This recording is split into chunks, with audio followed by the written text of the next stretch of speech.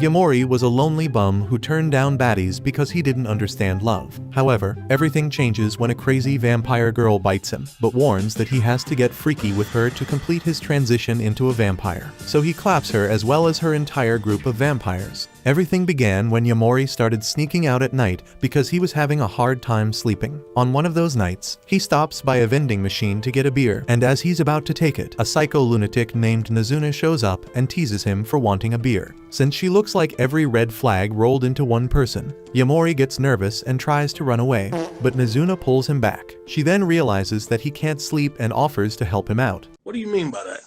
And although stunned, Yamori reluctantly follows her, trying to figure out how she wants to help him. On the way, Nazuna explains that people only stay up at night because they weren't satisfied with how they spent their day. To prove her point, she shows Yamori 3 drunk dudes who are fast asleep on the roadside. She explains that they're sleeping carelessly because they've had a blast, and one of them even sleep talks about how he clapped 3 strippers in a club. Nazuna high-fives all of them before walking off, leaving Yamori to question why she's acting so freely around strangers. But Nazuna only tells him to let loose and be free, so he decides to steal a high-five from the drunk dudes before walking off. After one dude nearly vomits on him, he decides to join Nazuna at her place to chill for a while, though he finds it weird that he'll be alone with her. Once in, he freaks out after Nazuna appears in her plot armor, and it gets worse when she tells him to join her in bed.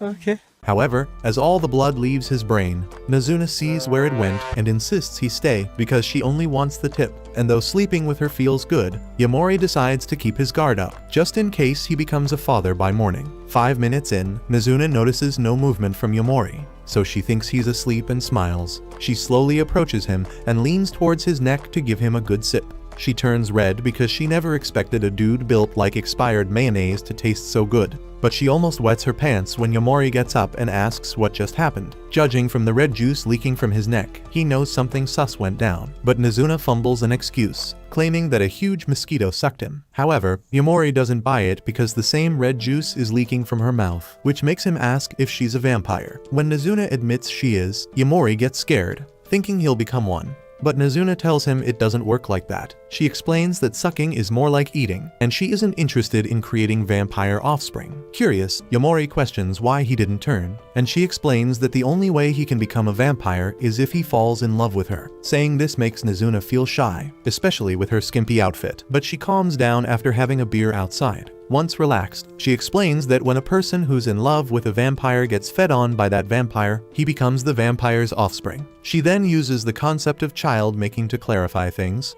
but the topic makes her turn red, and Yamori scolds her for being too freaky. He reveals that he doesn't understand the idea of love and that he doesn't like girls either, making Nazuna think he likes picking up soap. Right then, Yamori recalls a time when he got called a jerk for turning a girl down. He did so because he didn't understand the concept of liking someone, and since he felt bad about it, he quit school.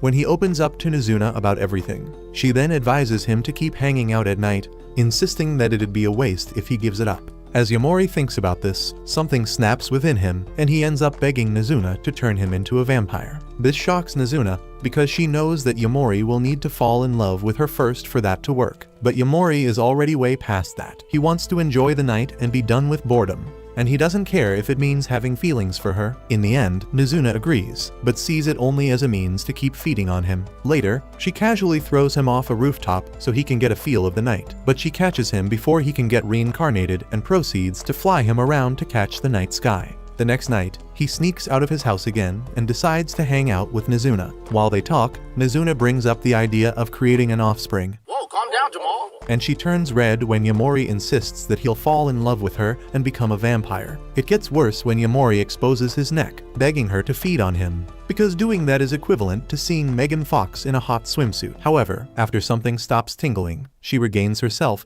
and tells him that he tastes so good. The next day, Yamori wanders off looking for her, but he quits at some point because there's no way he will become a vamp even if she feeds on him now. But on the way home, Nazuna shows up, and he lashes out at her for being hard to find. After Nazuna says she was just looking for an unlucky dude to suck on, he gets jealous and calls her a thirsty hoe. In her defense, she says she was thirsty, and she doesn't see feeding on someone else as a big deal. However, Yamori thinks otherwise because it means she can get clapped by random dudes, so to make sure she doesn't cheat on him, He asks for her number, only to find that she doesn't have a phone. Instead, Mizuna leads the way to her apartment, where she pulls up an old dusty telephone she got centuries ago. She says she doesn't like the new phones being produced because they're so small and reckons that she doesn't need a phone at all. After that, she hops on her bed like it's time to sleep, and when Yamori asks why, she says she's exhausted from all the guys she's been with tonight. Hearing that line makes him feel some type of way, and it doesn't get better even after Mizuna tells him to join her in bed. Although he isn't in love with her yet, he can't bear the thought of Mizuna being with other guys, so he bluntly declines her request to feed on him. While Mizuna crashes out, reminding him that he made a promise, Yamori tells her to feed on someone else, and that's when she realizes that he's jealous about what she did earlier. However, she leans in and reveals the truth that she was looking for him the whole night, and since she was too embarrassed to say it, she made up the story about being with other dudes. She apologizes for being insensitive and promises to make it up to him by demonstrating why she's called the throat goat, but she ends up feeding on him first and passing out, leaving Yamori with something growing under the sheets. Because he didn't get what she promised, he decides to look for her all over the city the next day so she'd have no excuse to sleep early. After searching for so long, he stops to catch his breath, but Mizuna shows up at the nick of time, claiming that she was looking for him too. Regardless of that, Yamori pulls out a wristwatch transceiver so they can talk over long distances. Technologia! Mizuna gets overly excited because she wants to use it and play with him, but when she sees the shocked look on Yamori's face, she questions why he got it. Yamori admits he got it when he was a kid so he could play with his friends, and Mizuna coldly reminds him that he has no friends. Pissed, he tells her he wasn't always lonely as a child because back then, he was in school. A few years ago, he got the wristwatches and wondered how he could play with them. So he decided to hide one in a mailbox and talk to anyone who found it. But after some time had passed, he didn't get any call, so he went back to take a look. There, he found that the watch was gone, meaning that someone had taken it. But rather than call the person, he buried his watch in his drawer and decided to wait. Mizuna finds this story depressing as she listens to him in the present, and she can't help but laugh when she sees that Yamori still has the old watch on him. She only calms down after Yamori suggests that they mess around with the watch. So they split up and begin communicating over long distances. He likes the feeling he gets from speaking to her via the watch and is grateful he got them.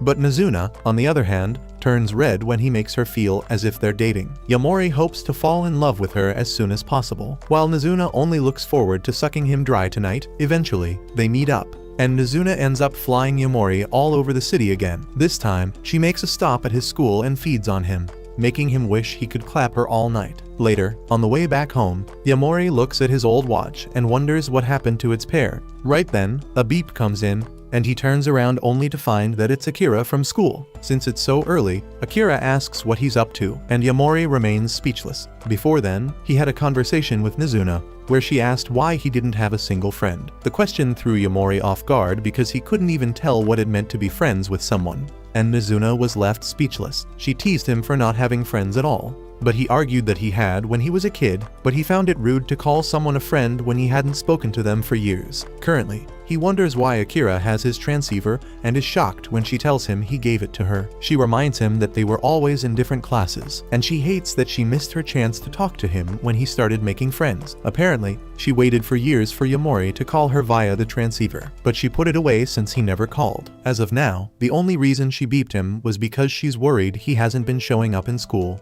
and she wants to know if he is okay. Even after hearing this, Yamori stands confused and speechless as he doubts ever giving Akira the watch, but he smacks his head after she mentions that she picked it from her mailbox. Now, she's glad he's okay and reminds him that they're friends, especially because he left her the watch. She thanks him for it, while Yamori ends up worrying that she got the wrong idea, because as a kid, he doesn't recall being the friendly type. Back then, while his mates were playing games, he'd sit alone and watch ants or do something weird. Akira grew interested in him regardless of that and joined him to watch the ants, since he didn't want to play. As Yamori recalls this in the present, he feels bad and acknowledges that it's been a while since he spoke to her, but he questions why she's in her uniform when it's still so early. Akira tells him she's an early bird and that she takes walks before heading off to school. She then asks what Yamori has been up to, and he tells her he's just walking home. Before leaving, she asks that they meet up tomorrow at the same time, and he agrees. Later, he calls a sleepy Mizuna to give her the news about Akira.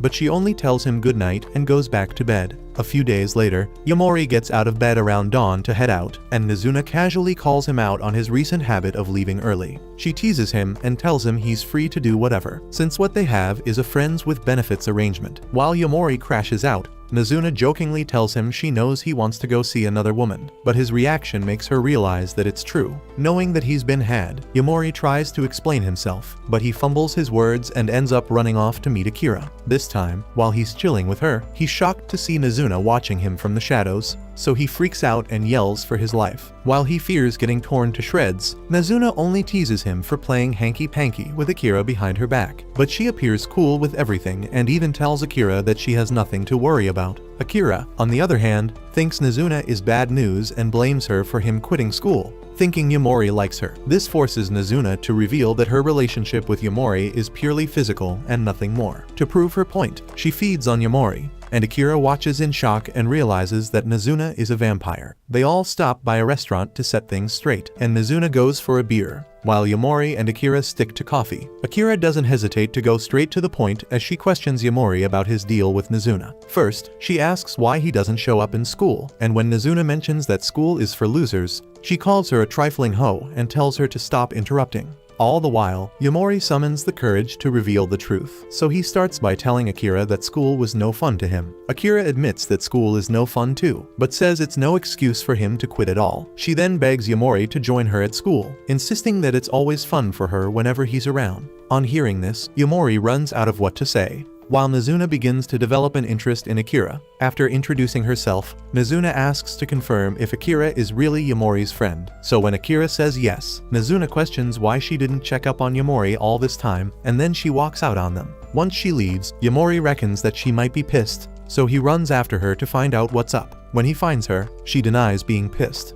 but Yamori pushes further, and she snaps at him, calling him a degenerate loser. Right then, she flies off, and Yamori quickly loses track of where she went. After a few hours of unproductive search, he begins to wonder why Mizuna got angry like that, but he misses a step and falls on the ground. While he recovers, he reaches out to Mizuna via the watch and apologizes for anything he might have done. He admits not knowing why she's upset and thinks it's because he was meeting Akira in secret. When Mizuna says it's okay for him to have friends, he begs her to at least tell him why she's pissed so they can make up. Hearing this makes Mizuna appear at the spot, and she explains that she's only pissed because he didn't say anything when Akira asked him to join her at school. With this in mind, Yamori tells her there's no way he'd show up at school. He only hesitated because he didn't know how to tell Akira the whole truth about how he wants to become a vampire. Mizuna grows relieved after hearing this, but on noticing the red juice on Yamori's lips, she kisses him, then smiles and flies off, claiming it's what friends do. Later that morning, Akira sits by herself in class and listens to a boring lecture about how the human body needs lots of sleep. After school, she gets home and takes a dip in the shower. Later, she hops on her bed exhausted, so she passes out, and that's how her day ends. Meanwhile, Yamori's day begins at night as he sneaks out again to meet Mizuna. This time, he locates her easily and finds it weird that she's sitting out in the open. But since he's not ready to see her just yet, he turns around to take a walk. On the way, the only thing that keeps popping into his mind is the kiss he shared with Mizuna earlier, and he freaks out when he sees a couple kissing up close. On realizing that only couples in love usually kiss, he considers the possibility of being in love with Mizuna and starts rejoicing because it means that he's one bite mark away from becoming a vampire. Soon, Mizuna shows up and questions what he's been up to, complaining that she sat out in the open so he could find her. But rather than give her a reasonable answer, Yamori smiles and exposes his neck, begging her to feed on him. This throws Mizuna off guard because it's causing her prickle to tingle, so she jumps on the opportunity to feed on him and satisfy her other cravings later. Once she's done feeding on him, Yamori wonders why he's still normal, and Mizuna breaks it to him that he's not in love yet. She knows he was hyped about the kiss from last night, so she explains that what he's feeling is lust and not love. On hearing this, the once enthusiastic Yamori crashes out as he realizes that he only got aroused after Mizuna kissed him. With no chills, Mizuna asks that they go for another round of kissing, but Yamori backs off. saying he doesn't want to be fooled into smashing her cheeks. He thinks she's a hoe because he believes she's kissed lots of people, only to find that it was her first kiss too. The following day, midnight hits, and Akira wakes up and finds it hard to sleep, so she decides to dress up for school. On the way, she bumps into Yamori, who finds it weird that she's up already. She quickly realizes that he's going off to see Nazuna and advises him to sleep because his body needs it. However, Yamori brushes that off and decides to invite Akira to hang out with him and Nazuna instead. An hour later, Yamori crashes out from getting trashed by Nazuna in a video game, while Akira only sits and watches them. Once they're done, Nazuna challenges her to a match, offering to kiss her if she loses. But Akira declines the kissing part. On second thought, she snaps after realizing that Yamori would have been kissed if he won the match. She then turns to Yamori, offering to support any kind of woman he'd like to be with, but places Nazuna as an expectation, calling her a trashy monster. In Nazuna's defense, she says Yamori doesn't like her. Then she pulls up a dating simulation game for Yamori to play. Akira spectates the whole thing and notices that Yamori is into chicks who are watermelon ambassadors, but he's also about justice for flatboards too. Deep down, Akira feels relieved seeing how Yamori acts around Nazuna because she was previously scared they were smashing or something. Once 4 o'clock hits, Nazuna suggests they all take a nap, so Yamori saves his progress in the game to play it later. As for Akira, she's shocked that Yamori has been sleeping with Nazuna all this time. While Yamori tries to defend himself, Nazuna makes things worse by revealing that he gets to sleep with 2 girls tonight. As planned, Nazuna makes Yamori sleep in the middle, while Akira struggles to process sleeping with him, so she decides to leave for school at once. However, Yamori tells her it's dangerous, while Nazuna reminds her that it's raining and there are no umbrellas. She makes things worse for Akira as she leans in and feeds on Yamori. But this time, Akira asks why she keeps feeding on him. Nazuna says it's because Yamori is tasty, and that he wants her to keep feeding off him. Despite that, Akira doesn't buy the explanation, so she presses further to find out what's really going on. That's when Yamori reveals his desire about wanting to be a vampire, but Akira thinks he should be one already since Nazuna has fed on him more than once. As Yamori explains how he'd become a vampire, Nazuna turns red because it entails Yamori falling in love with her, so she rolls over, insisting that they all go to bed. While in bed, Yamori apologizes to Akira for dragging her into his mess, explaining that he told her the truth so she wouldn't be worried about him. Akira tells him she's cool with it and insists he release his hands and not act scared about touching her, so he can fall asleep. They both have a heart-to-heart conversation where Akira confirms that she'll still be friends with him even when he becomes a vampire. She admits she'll still drag him to school someday because even a vampire needs an education. Meanwhile, Yamori is stuck looking at her short skirts, wondering why they'll go up. Soon, they pass out, and Akira wakes up a few hours later only to find that she's late for school. As she rushes out, Nazuna teases her for feeling satisfied, which was why she overslept, and deep down, Akira knows it's true.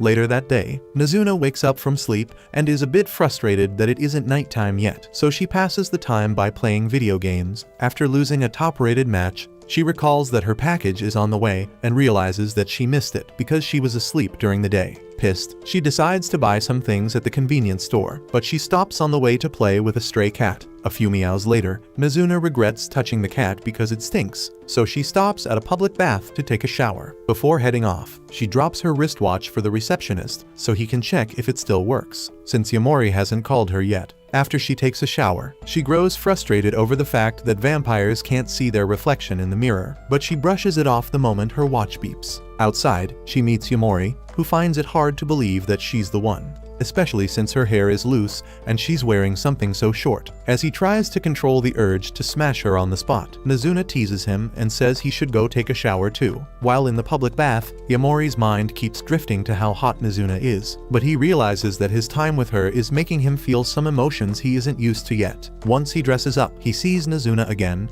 and his worldly desires kick in so much that he doesn't hear a thing she says when they get outside. He only regains his senses when Nazuna appears in front of him, but he ends up asking her to feed on him. Nazuna, not being the type to resist, jumps on the offer immediately. But deep down, Yamori wants her to feed on him because it helps calm his nerves and access his feelings to see if he's in love with her or not. However, Nazuna feeds too much because she's hungry, and though the process is painful, Yamori can't help but get aroused by it. He tries to catch his breath when Nazuna is done, and points at a spot for them to chill, only to find that it's a love hotel. Nazuna likes the idea of being here since it means she can get freaky with him.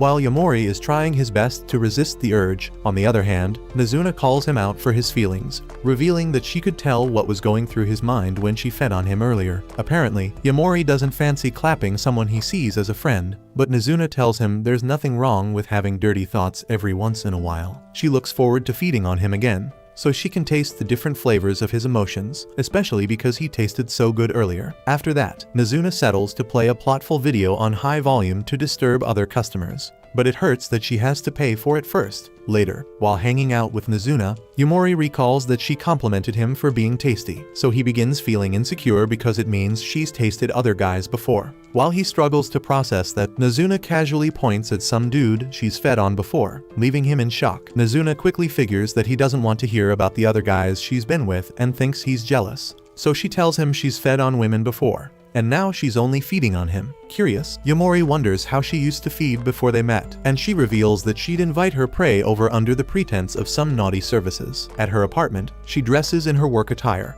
explaining that she used to be a professional cuddler, and sometimes a happy ending was involved. Shocked, Yamori looks through the menu and decides to get a massage, so Nazuna jumps on him and gets into it right away. Midway through, something begins to rise, and Yamori ends up convincing himself that he doesn't have any ulterior motives. It gets worse when Nazuna gets to his neck, and that's when he realizes that she used to feed on her clients when they were relaxed and passed out. As time goes on, one thing leads to another, and they get intimate. But before things can get interesting, the doorbell rings, and Nazuna realizes that it's an ex-customer named Kiyosumi. She wonders what to do since she's already tired from massaging Yamori, so she tells Yamori to attend to Kiyosumi instead. A few minutes later, Yamori welcomes her in. The moment she confirms that she wants a massage session, Yamori heads off to meet Nazuna. First, he snaps at her for playing video games despite claiming she's tired, then listens as Nazuna tries to convince him to massage Kiyosumi's body. She tries to use that to bait him into it, but when Yamori refuses,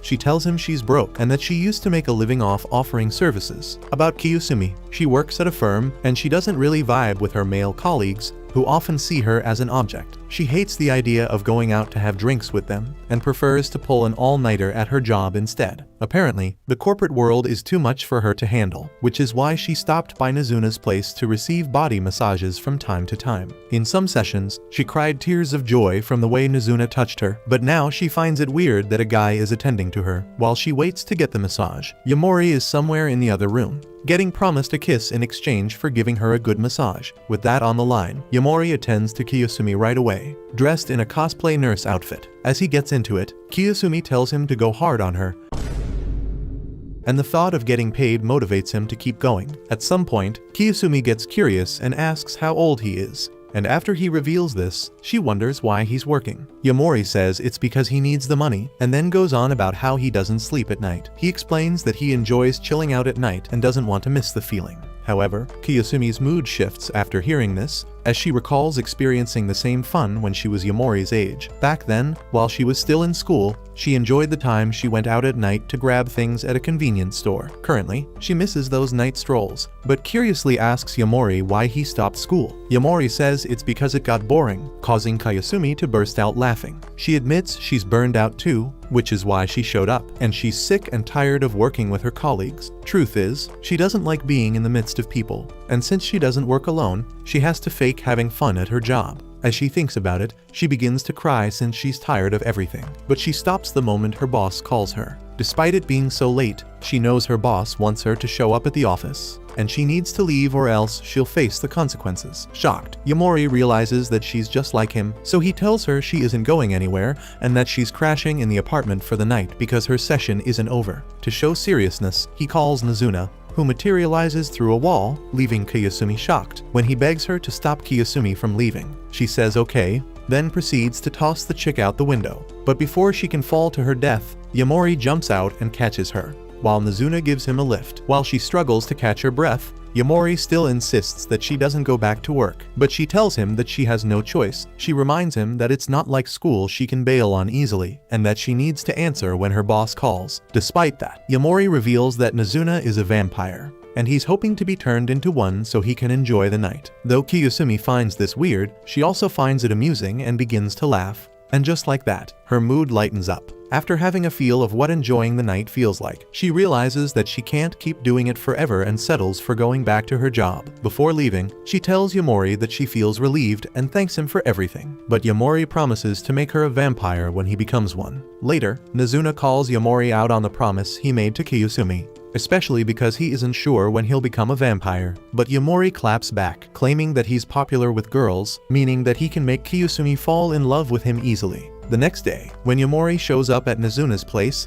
she tells him to think of something fun they can do. So he suggests that they go to a midnight pool party. Nazuna immediately agrees, and Yamori looks forward to seeing how hot she would look in a swimsuit. To his surprise, she turns up wearing a normal outfit, but despite that, he finds it weird that she's hotter than all the chicks in swimsuits. While Nazuna walks away to get drinks, all the guys drool over her, hoping to ask her out. And Yamori grows jealous when he sees two guys hitting on her. When asked, Nazuna confirms being out with Yamori, but when the guys offer to buy her a drink, she claims that Yamori must have gone home and then accepts their offer. This makes Yamori grow more jealous on the spot, so he takes matters into his own hands and drags Nazuna away from getting pumped and dumped by strangers. Outside, Yamori bluntly tells her that the pool party wasn't fun at all, and he didn't like that all the guys there were thirsting after her. On seeing that he's sad, Nazuna decides to take him to another pool, but this time, they'll be alone in his school's pool. Barely 5 minutes in, Yamori reverts to his normal self as if he wasn't mad at all. He even lets her feed on him, and the cameraman couldn't show what happened next. Over the weekend, Yamori creeps outside and tries to avoid bumping into someone from school, so he gets shocked when a chick calls him. Turns out, it's Kiyosumi, who is also worried about bumping into one of her colleagues or her boss. She buys Yamori a drink as a way to thank him for promising to turn her, especially because the thought of it makes her feel better. When she leaves, Yamori finds it weird that she gifted him because he's never received anything from anyone before, but he snaps out of it when it starts to rain. While under a shade, he watches as some chick turns down a guy hitting on her and is shocked as she waves at him. When it's time for him to have his drink, the girl shows up and her name's Sari. Apparently, she's hot, which is why Yamori finds it weird that she wants to talk to a guy like him. Sari tells him the dude from earlier offered to pay her cash to take her out. And though Yamori feels bad about the sad reality of women, Sari reveals that she wanted to get hit on. Turns out, the only reason she rejected the previous guy was because he wasn't her type. While Yamori tries processing this, he mistakenly locks eyes with her plots.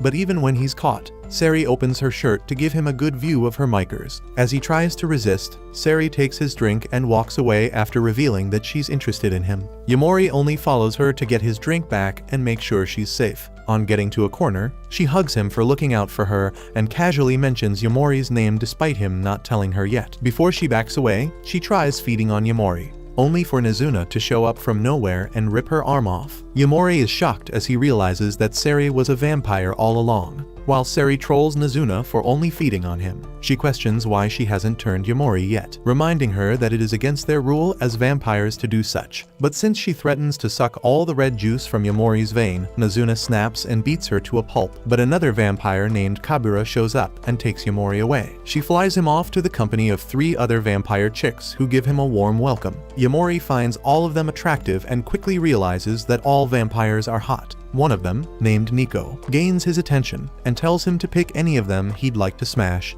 She also tells him that he's out of time, and she's sure to unalive him if he doesn't choose, since he knows too much about their existence already. When he mentions that he wants Nazuna, all the vampires freak out, with Nico wondering why he'd pick her over 4 of the hottest vampires alive. Midori brushes it off, confident she can still snatch Yamori and make him hers, all because he's still holding onto his V-card. Feeling the competition, Nico decides to up her game and riz Yamori into wanting her, but he ends up comparing her to Nazuna, which leaves her feeling insulted. Apparently, the vampires don't like Nazuna because she's not interested in seducing humans into making them vampires, which is essential for their race to thrive. Meanwhile, Nazuna finishes her fight with Sari and realizes what the other vampires are up to. To Sari's shock, Nazuna reveals that she plans to turn someone, and she ends up thinking that Yamori was just her plaything after all. But what shocks her the most is when Nazuna admits that she wants to turn Yamori. Back at the vampire meeting, Midori activates her domain expansion, which involves infinite seduction,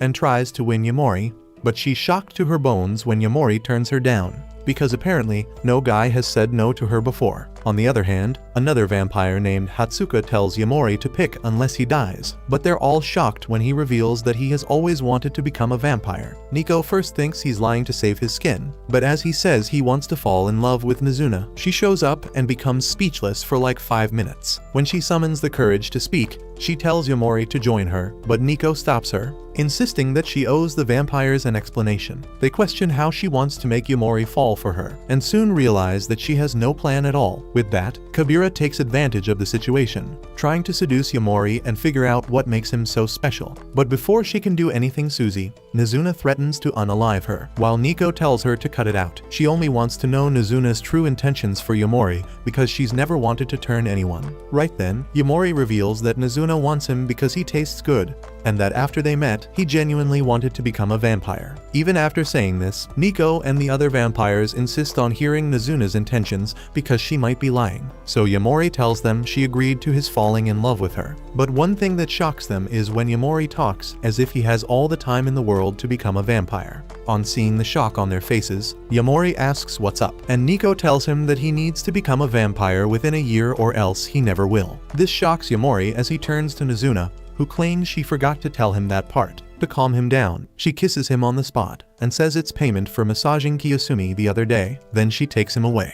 On the way, Yamori thinks about everything that happened and realizes that he might have gotten himself ice-skated. Mizuna notices the long face and asks what's up, but he ignores her and tells her he's happy he met her first. At dawn, Yamori opens up to Akira about everything, including the part where he has a deadline to become a vampire. Akira tells him he's in a tight spot, and he only realizes it when Akira explains that the vampires are sure to unalive him if he doesn't turn within a year. He freaks out at the possibility of dying within a year, but calms down a bit after Akira offers to help him. When the day breaks, Akira heads off to school, and on the way, she wonders if Yamori will be okay. She recalls that he was always a bright student in school, but wonders why he's acting so dumb now. However, she snaps out of her thoughts when she bumps into an old friend named Maharu, who's sleeping on the stairs. When asked why he's napping, he mentions that he was out all night with some chick he likes. Apparently, he spends his nights with her because she gets off work late. And that's how Akira realizes that she's older. Maharu claims that the older ones taste better. But before Akira can judge him for liking stepmoms, he asks about Yamori. He's noticed that Yamori has been skipping school and misses hanging out with him and Akira like they used to. On hearing this, Akira wonders if she's dreaming because they didn't really hang out that much. Back then and even now, Maharu was a cool kid, and he always had a flock of friends around him, which was why Akira and Yamori couldn't spend that much time with him. Currently, he tells Akira to say hi to Yamori on his behalf, adding that he's been thinking of him recently. As he leaves, Akira still tries to process the thought of him being into hot stepmoms, and she recalls what he used to be like in elementary school. That time, when Yamori and Akira were observing ants, Maharu pulled up and asked Yamori to join his baseball team. Yamori initially declined because he couldn't play, but he was forced to accept after Maharu offered to teach him the basics. Now in the present, Akira notices that Maharu barely has time for himself and wishes he could get enough sleep. That evening, while Yamori is out taking a stroll, Sari pulls up on him, and he instantly panics, recalling what happened the last time they met. So he decides to run away, but Sari holds him back, promising not to unalive him. She even begs to have a bit, but Yamori turns her down immediately. After taking the L, she listens as Yamori complains that 1 year is too short for him to become a vampire. He thinks he won't make the cut, and to top it off, he still doesn't understand the concept of love. All the while, Sari almost gets nosebleeds as she listens to him, especially because he appears so innocent. She then comes up with multiple strategies Yamori can use to fall in love with Mizuna. After their conversation, Yamori appears at Mizuna's door, begging her to join him for a date. Without thinking twice, Mizuna declines, and Yamori crashes out on her for picking video games over going out with him. Mizuna says it's because he isn't good enough, but Yamori promises to grow an extra inch before they smash at night. With that, Mizuna agrees to go out with him, but she gets bored on a movie date. Pretty soon, she realizes that the whole thing was Sari's idea, even though Yamori is too scared to mention her. As she goes through the list of activities, she loses interest and dumps Yamori for the night. Later, while Yamori lies in bed trying to figure out what went wrong, Mizuna gets thirsty for him and realizes it's high time to use him for food, so she shows up around midnight and takes Yamori out on a date to see the night sky. After flying around for a while, she stops, feeds on him, then dips out and dumps him once she's done. As Yamori nags, trying to figure out where she went, he notices Maharu and some friends on the road and ducks to avoid being spotted. But just as he thinks he's free, Maharu doubles back and reaches out to say hi. He then leads the way to a quiet spot, and Yamori finds it hard to believe that he still remembers him. Maharu smiles and tells him it's because they are friends, reminding him that Akira was in their group too. Back then, Yamori knew Akira and Maharu were friends, but he felt nervous around Akira and didn't know how to act around her. As for Maharu, he never had that problem because he was that cool student who got along with anyone. And to top it off, his parents ran a flower shop, so no one had anything bad to say about him. Currently, Yamori finds it refreshing that Maharu still thinks of him as a friend, but he's shocked when Akira shows up out of nowhere. Though it's midnight, Akira is just waking up, and she wastes no time exposing Yamori for skipping school to hang out with some chick at night. She wants Maharu to talk some sense into him, but Maharu leaves since stepmommy is calling. In the meantime, Nazuna enjoys a beer, wondering where Yamori is, and the dude shows up. Earlier, she saw Maharu with some chick and felt uncomfortable because guys like him should be off limits. Now, she grabs Yamori's hand and heads off strolling with him into the night. Elsewhere, Sari sits all by herself and grows uncomfortable as multiple guys flood her DMs with messages. Deep down, she hates that she has to deal with them. And though she once thought about turning one of them into a vampire, she's not feeling like it anymore. As she thinks about this, she turns around and is excited to see Yamori, only to eat a nasty kick from Nazuna when she tries to hug him. As Sari recovers, Yamori wonders why Nazuna went that far, and she tells him she was only trying to protect him. She says her legs twitch anytime she sees Sari's face, which explains the kick, but Yamori doesn't find it cool at all. He's forced to watch as both petty vampires fight over who gets to call him daddy tonight. After Sari takes an L, she walks away, telling Nazuna she only wanted to tease Yamori. Meanwhile, Yamori notices that something's up with her,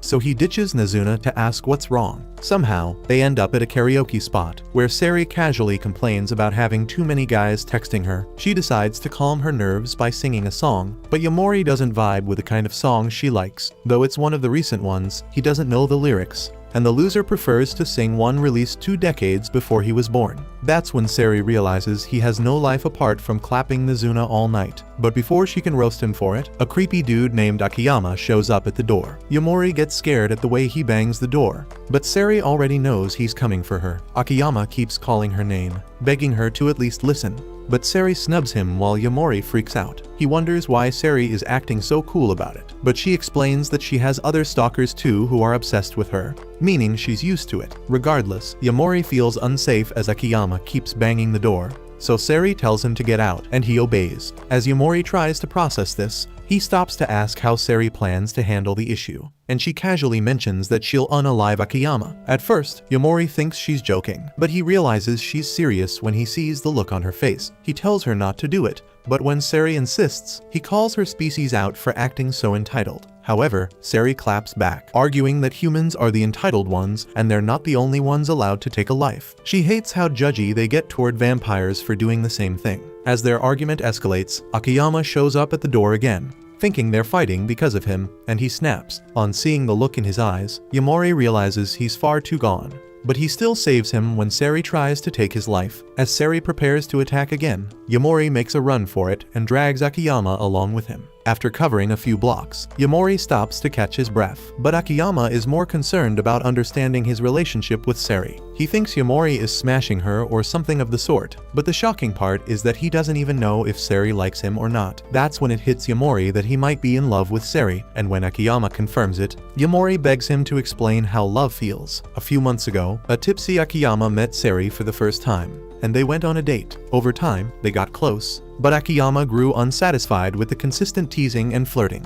He wanted more from her, but it began to hurt when he wasn't with her, which was why he filled her phone with texts. Even now, he's unsure of what Sari thinks of him and feels she might be saying something bad about him behind his back. Yamori confirms this, but while he tries to explain things to him, Sari shows up and tells Yamori to step aside so she can unalive Akiyama. She then apologizes to him for flirting all this time and reveals that she's a murderous vampire. She includes the part where she gets men to fall in love with her so she can turn them, but when she mentions unaliving Akiyama again, Yamori says he will not let her do it. Before then, he had already signaled Nazuna using his watch, so when Sari tries to attack, Nazuna shows up and gives her a beating. She threatens to unalive Sari if one hair from his sacks goes missing, but Sari says she's only after Akiyama. Curious, Mizuna questions why she wants to unalive the dude because it's unlike her to do so. However, Akiyama speaks up, blaming himself for everything that's going on. Apparently, he was friends with Sari and wasn't supposed to fall for her. Sari confirms this and even mentions that she never wanted to turn him. She was sick of the whole love thingy with humans and confided in Akiyama because he was the only person she could talk to. Now, she wants to cut ties with Akiyama and act like they never met. But Yomori isn't cool with this. He yells at Sari and calls her out for being crazy because it's unreasonable to leave a guy like Akiyama hanging like that. After talking some sense into her, she apologizes to Akiyama and ends up crying because she doesn't want to stop being with him. On hearing this, Akiyama tells her how he feels about her and begs to be turned into a vampire so he can spend the rest of his life with her. Just like that, Sari agrees to turn him, and while she feeds off him, Mizuna teases Yomori for wishing he were the one getting turned instead. After that, Sari drags them all the way to a karaoke spot so they can celebrate the beginning of her vamp relationship with Akiyama. A few days go by, and Midori runs out of staff for her vamp maid cafe, so she starts looking for any vampire who isn't as hot as she is, to prevent them from stealing the tastiest men. Coincidentally, Mizuna shows up with Yomori, and that's how Midori gets the idea to employ Mizuna right away. Once Mizuna tries on the maid cosplay outfit, Midori sees that she can pull off the job. However, she smiles, confident that she can make Yomori fall for her hot body.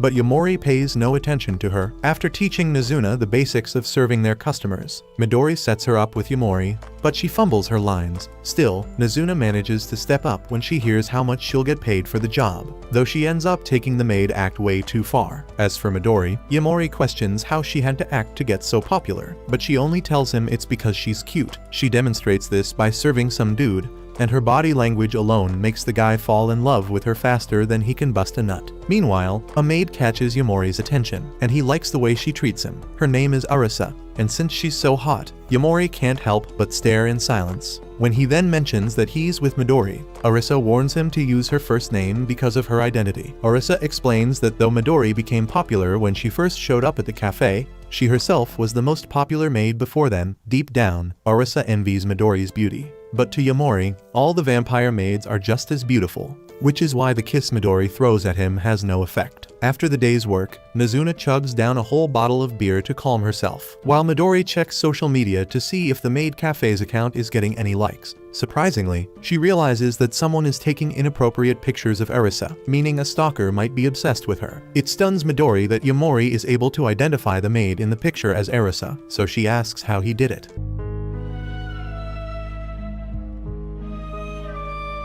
He claims he zoomed in on the picture and could tell from Arisa's plots, though Mizuna finds it weird that he did. With that, Midori insists on finding the culprit as soon as possible, and Yomori agrees to handle it. He spends the whole morning at the maid cafe staring at Arisa's spicy pictures with lotion and gets caught when Arisa walks in to change. After bypassing all the weirdness, she apologizes for getting too sloppy and allowing someone to take spicy pictures of her. But Yomori says no one is perfect. He assesses the room and notes the perspective of the picture, realizing it was taken from the window. Still, he halts his investigation and leaves when it's time for Arisa to change. Outside, Yomori tells Mizuna everything he knows about the case so far and leads the way to inspect how the culprit managed to take the pictures. On checking the window, he confirms that's where the culprit stood. But since the door to the room is locked, he believes only a vampire could pull such a stunt. At first, Mizuna thinks Midori is the one behind it, but Yomori clarifies that she was in the cafe the whole time. All of a sudden, Arisa opens the window and is shocked to find Yomori and Mizuna there. Mizuna tells her not to worry and to let Yomori carry out his investigation. After taking a few pictures of the room from the window, he realizes something is off. He then takes a photo of Mizuna, and it turns out bad. That's when it clicks that Arisa's spicy pictures look too good. He becomes confident he can crack the case. At the spot, he transforms into an overpowered detective, leaving Mizuna to wonder when he grew an extra brain, quickly realizing it's only because Arisa's spicy pictures are on the line. Yomori tells her to gather all the staff when their evening shift is up, because he's confident the culprit will be among them. But when the time comes, all his confidence fades, and he tells Midori he doesn't think he can solve the case. However, when he hears footsteps nearing the room, he tells Nazuna to act like they planned, while he joins Midori to hide in a locker. Once Arisa enters the room, Nazuna leaves after telling her she's the last maid around. Meanwhile, Yamori grows uncomfortable as he hides with Midori in the locker because her milkers are pressed against his chest. As for Midori, she wonders why they have to hide in the locker, and Yamori explains that the culprit is after Arisa. So now is the best time to strike. As Midori gets closer to him to see the photos, she feels something crawling on her legs and reminds him that a few days ago, she wasn't his type. Yamori says he can't help it since she's blessed on both sides. But he stops touching her when he hears the sound of the window opening. Right then, Midori joins him to see who's there, but they find that Arisa is the one taking spicy pictures of herself. Curious, Yamori asks why she's doing it, and Midori cuts in immediately because she already knows. First, she explains that Arisa is jealous of all the attention she's been getting from men, which is why she leaked her own photos to attract thirsty customers and gain more attention. Though it's messed up, Midori is cool with it because no one is perfect. Despite that, Arisa feels bad for herself and decides to quit her job. But Midori convinces her not to, reminding her that most girls crave attention and some even get paid for it. In the end, both parties make up. As for Midori, she stops by the cafe and talks to Yamori about how she likes taking cute pictures of herself until they're perfect. She then poses for a selfie and baits Yamori into joining in. After working for a few weeks at the maid cafe, Nazuna buys a proper bed for her apartment and a few disturbing outfits. While Yamori finds this impressive, Nazuna explains that she did it because working at the cafe made her realize she likes money. Now, she wants to continue her cuddly buddy business to keep cash coming in. So Yamori goes out to help her find the right customers. On the way, he bumps into a certain chick on the road, and since she looks tired, he decides she'd be the perfect candidate for Nazuna. Her name's Anko, and Yamori ends up freaking out when she asks him what's up. Somehow, he bags her and finds himself on a date with her, explaining how his intentions for her are pure. On hearing about the cuddly buddy thing, Anko's mood shifts because she thought he was hitting on her and was hoping to get hammered by him since she's been thirsty for so long. She calls Yamori out for working so late, reminding him that it's illegal for someone like him to be working such hours. But on seeing how freaked out Yamori is, she tells him she's not a cop. At first, she declines meeting Nazuna for a session, but she begins to consider it when Yamori mentions giving her a massage. Curious, he asks what she does for a living, and she reveals that she's a private investigator. Her job floors Yamori, who thinks people like her only exist in the movies, but she tells him she looks into missing person cases, as well as cheating spouses. Just like you losers gooning to this recap, on second thought, Anko asks Yamori if he's the kind of guy who likes wandering around the streets at night. When Yamori says yes, she mentions that she's looking for a missing person named Akiyama. The name rings a bell since he's Seri's new boyfriend, but as Yamori tries to lie his way out of this, Anko pulls him in, and he panics. From reading his pulse, she can tell he knows something about Akiyama, though she lets Yamori go and apologizes for being too hard on him. She then leaves after telling him to hit on her properly next time, so she can show him the advantages that come with smashing a detective's kitty cat. Later, Yamori returns to Nazuna, who yells at him for getting no customers, so he makes it up to her by giving her some booze. The following day, Akira and Yamori meet up with Maharu in the evening, and it turns out they all want to sneak into their school and mess around. It's Maharu's idea, and though Akira hesitates, she realizes she could just hang out with them and have a good time. Once inside, Maharu tells them the school has about 7 scary mysteries, and he wants to confirm them all. First, he checks the restroom for the rumored girl who haunts it, only to get a swollen head after trying to scare Akira. Next, they check the music room for the piano that plays on its own, and a few other creepy spots. After checking them all and seeing they're fake, Maharu speaks of another one, about their old teacher who vanished in the past and supposedly appears in the classroom at night. Turns out, his case was never solved. Maharu grows interested in confirming if it's true, so he drags Yamori and Akira along. Normally, he'd hope it was just another fake mystery, but the moment he opens a specific classroom, he sees the old teacher, who coldly questions what they're doing in school at that time. All three freeze in shock as they see their missing teacher from 10 years ago. And to make things worse, he's a thirsty vampire with a nasty appetite for hot, timid girls like Akira. He attacks her first and tries to feed, while Maharu reacts quickly and tries to get him off Akira. He begs Yamori to at least lend a hand, but Yamori is stuck trying to understand why the teacher is different from the other vampires. Apparently, the teacher has resisted the urge to feed for 10 years, and he hates that Yamori's group showed up at the wrong time. While Akira tries to apologize, Yamori swoops in and attacks the man with a chair. With that, he rescues Akira, but he keeps thinking something's up with the vamp teacher, especially because he looks like he's in excruciating pain. Right then, the vamp teacher regains a part of his humanity and begs Yamori and his friends to run away because he'll soon lose control. Surprisingly, Anko shows up, and she doesn't look disturbed at all by the fact that he's a vampire. Instead, she welcomes the dude with open arms, offering herself up as fresh food. But the vamp pulls away after digging in for a second, because she tastes awful. On the other hand, Anko turns around like nothing happened and starts giving the students a full lecture about vampires. She knows the vamp teacher has been missing for a decade. Plus, he hasn't fed in a while, and today would have been his last day to live. Curious, Yamori wonders why the teacher held back for so long, and Anko asks him why anyone would be comfortable being a vampire in the first place. Immediately, the vamp teacher starts confessing how he was tricked into falling in love with a vampire and got turned in the process. Ever since, he's hated what he became. He tears up while saying this, and Anko comforts him, then hands him a ring that only causes him more pain. As the vamp teacher tries to let go, Anko forces him to hold it, insisting he die as a human. With no way to free himself, he burns to ashes when the sun comes up, leaving Yamori and his friends in utter shock. But Yamori snaps out of it and asks why she had to unalive the vamp teacher like that. Anko grabs him by the shirt, telling him the man was doomed to die already. She reminds him that he knows nothing about vampires and that she's not here to make his dream of becoming one come true. Before leaving, she drops her business card and tells all 3 students to contact her if they need to. After that, Yamori walks home, realizing he still has a lot to learn about vampires.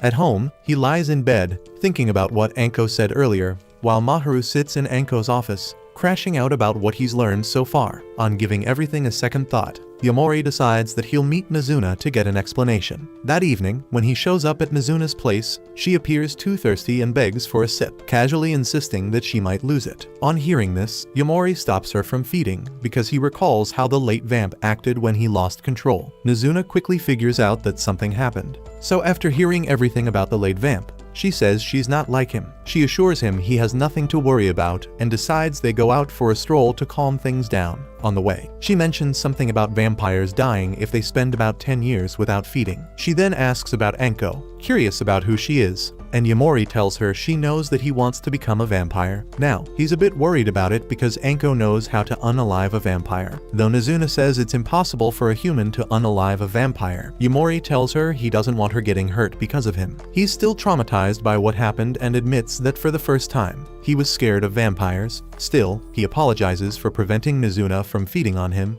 and allows her to drink till she's full. Later, Maharu bids farewell to stepmommy. But since she's so blessed, Yamori can't help but stare at her milkers. He freaks out when he gets caught, and Maharu ends up teaching him how to look without getting caught. Midway through their conversation, Maharu asks Yamori why he wants to become a vampire, because even as a human, he's free to do whatever he wants. He reminds Yamori that Akira would have died at the hands of a vampire and feels that it's not right for him to desire becoming one. Currently, he likes that they've reconnected as friends and started having fun, but he circles back to his initial question, asking why he wants to become a vampire. All of a sudden, Yamori's head goes blank when he tries to answer because, in terms of attaining freedom, he's gotten it already. Thinking about it fries all his remaining brain cells, and he ends up in a loop with no way out. So Maharu lets him off the leash and says he doesn't have to answer immediately. Later, when Yamori hugs Mizuna the moment he arrives at her place, she can tell that something is up. To calm things down, they agree to a change of scenery, so they end up in Yamori's house. Here, Mizuna searches everywhere for spicy magazines,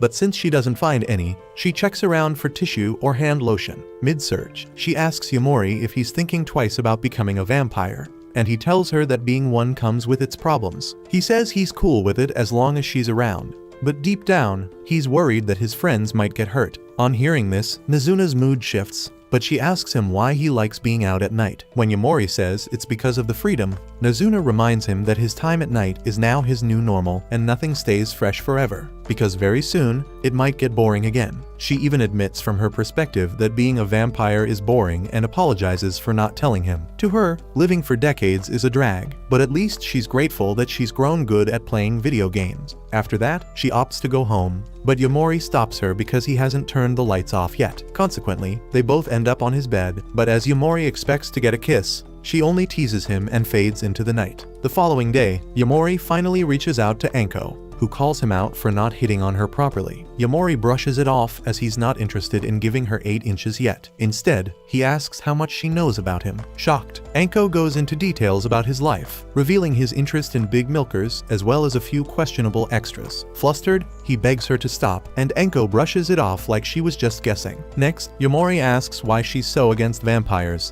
and she explains that they can't coexist with humans. She calls them monsters and tells Yamori about how he might never become one because he's incapable of falling in love. She begins acting weird as she tells him that he might die because he knows too much about vampires, but questions why Nizuna got him involved when she knew the consequences. The fact that she knows Nizuna's name shocks Yamori, but the possibility of him winding up dead with her shocks him the most. As he freaks out, Anko forces him to choose between living as a human or dying as a vampire at her hand. Curious, Yamori asks if she really knows how to unalive vampires, and she says yes, but she refuses to tell how it's done. However, Yamori refuses to flip because he believes that not all vampires are bad. So Anko ends up calling the cops to report a strange kid hanging out at night, and he's forced to run away so he doesn't lose his night freedom. Soon, the cops show up, and he's forced to hide at a park, where Hatsuka finds him. At Nizuna's apartment, she gets bored with playing video games because of everything going on with Yamori, so she quits and decides to visit the other vampires. In the meantime, Yamori joins Hatsuka at her place, and he's shocked to find 2 chicks and a guy drooling over her. Apparently, they're in love with her and would do anything she asks, so she tells them to get out because she's having a guest. Later, while Hatsuka is taking a shower, Yamori struggles to process what happened earlier, and he quickly realizes that the people he saw might be in line to get turned. Deep down, he wonders what's up with Hatsuka because she seems different from the other vampires he's met, but he snaps out of his thoughts once he sees Hatsuka without clothes in the shower. On seeing that she's flatter than a board, Yamori realizes that she's a guy, and it shocks him to his bones when Hatsuka confirms this. Yamori struggles to process that Hatsuka is a guy, but Hatsuka thinks that Nizuna would have told him already. Yamori says Nizuna doesn't tell him much, and Hatsuka confirms that she's used to dodging difficult conversations, but wonders if she's having a fight with Yamori. Meanwhile, Nizuna meets the other vampires and reveals that Yamori might not become a vampire. She apologizes for breaching their deal, but begs that they leave him alone, even if he remains human. Nico flares up after hearing this and punches her drinking table to bits. Pissed that Nizuna would show up and start making absurd demands, she threatens to unalive Nizuna on the spot, but the chicks tell her to go for it if she can. Rather than give in to the urge to fight, Nico reminds her that unaliving themselves isn't allowed in their species, so the best solution is to make sure Yamori winds up dead. However, Nizuna claps back, threatening to break the rules and unalive her if Yamori dies. And this forces Nico to ask what makes Yamori different from other humans. At the same time, Hatsuka becomes shocked after Yamori tells him that he's having second thoughts about becoming a vampire, but calms down after Yamori tells him that Anko unalived one of their kind. Truth is, he doesn't know that much about their species and how it would be possible for them to be exterminated, so Hatsuka tells Yamori that Nizuna isn't hiding anything from him. He then recalls Nizuna commenting on how sweet Yamori tastes, so Hatsuka decides to have a bite and see for himself. However, Yamori declines because he doesn't swing that way and proceeds to ask why he dresses up like a girl. Hatsuka says it's because he's cute and it makes it easier since he attracts both genders. Soon, Hatsuka receives a notification that Nizuna is having a fight with Nico, and he fears that something might go wrong. Yamori gets the full gist when he hears the info, because his life is at risk and Nizuna is only trying to protect him. On seeing the way things might play out, Hatsuka decides that he'll be the one to turn Yamori. When Yamori asks why, Hatsuka tells him that he might not fall for Nizuna because she isn't romantic enough, and he feels that with him, it will work because they're both guys. You are gay. Though Yamori begins to see a possibility of falling for him, he declines because he likes Nizuna, and when Hatsuka asks if it's because of gender, Yamori tells him that he'd still pick Nizuna if he was a girl. As for what happens to him next, he feels confident that he'll live another day since Hatsuka isn't out to unalive him, so he runs off to find Nizuna. However, on reaching Nico, he finds that he's already too late since Nizuna has left the place. What disturbs him most is Nico saying Nizuna won't be able to have a normal conversation for a while. She says Nizuna made a deal to guarantee his safety, and that's when Yamori snaps and asks what she did to her. But since Nico refuses to say anything, he dashes out to find Nizuna himself. On the way, he's forced to hide and be cautious since the cops are patrolling the city, but even then, 2 officers find him. Without thinking twice, he jumps off a bridge and runs away, searching for his favorite vampire. Meanwhile, Nazuna walks by herself, wondering if Yamori is pissed at her. She feels bad about lying to him this whole time because the truth is, she doesn't know how to enjoy the night. But as she tries to get beer from a vending machine, Yamori shows up from nowhere and teases her just like the first time they met. Shocked, Nazuna questions what he's doing there, and he tells her he was searching around the whole city for her. He becomes relieved when he sees that she's okay, but notices Nazuna's dismissive mood and decides to apologize for everything. He opens up about enjoying all the time he spent with her at night, emphasizing that he's never bored with her. On the other hand, Nazuna reveals the truth to him about how she's been acting cool to enjoy the night, though she thinks back and realizes that she had fun with him. She then tries to warn him about the deal she made with Nico, but finds herself kissing Yamori after he promises to fall in love with her. Deep down, she wants to become the kind of vampire he can fall in love with, and after the kiss, she says they should work it out. Several nights later, Nico and Hatsuka show up at Nazuna's place and find the lovebirds' brains deep in a game. After countless failed attempts to get their attention, they turn it off, and Nico asks to borrow Yamori for some time. When Nazuna refuses, Nico gets pissed and reminds her that he would have become roadkill if she hadn't decided to give their little love story a chance. After Hatsuka stops her from crashing out, Nazuna lets Nico take Yamori and wonders why Hatsuka hasn't left her apartment. When Hatsuka says they also have to hang out, Nazuna tries to refuse again until Hatsuka says it's because of Yamori. By then, he is already sitting with Nico and the other girls, who then claim that they just want to help him get closer to Nazuna since he needs to love her to get turned. Yamori then thanks them for the concern and says he was worried that they just wanted something to gossip about. Around the same time, Hatsuka takes Nazuna to her store and asks if she wants some advice to make Yamori fall for her sooner. After Nazuna shyly admits it, she summons her girls to start a makeover.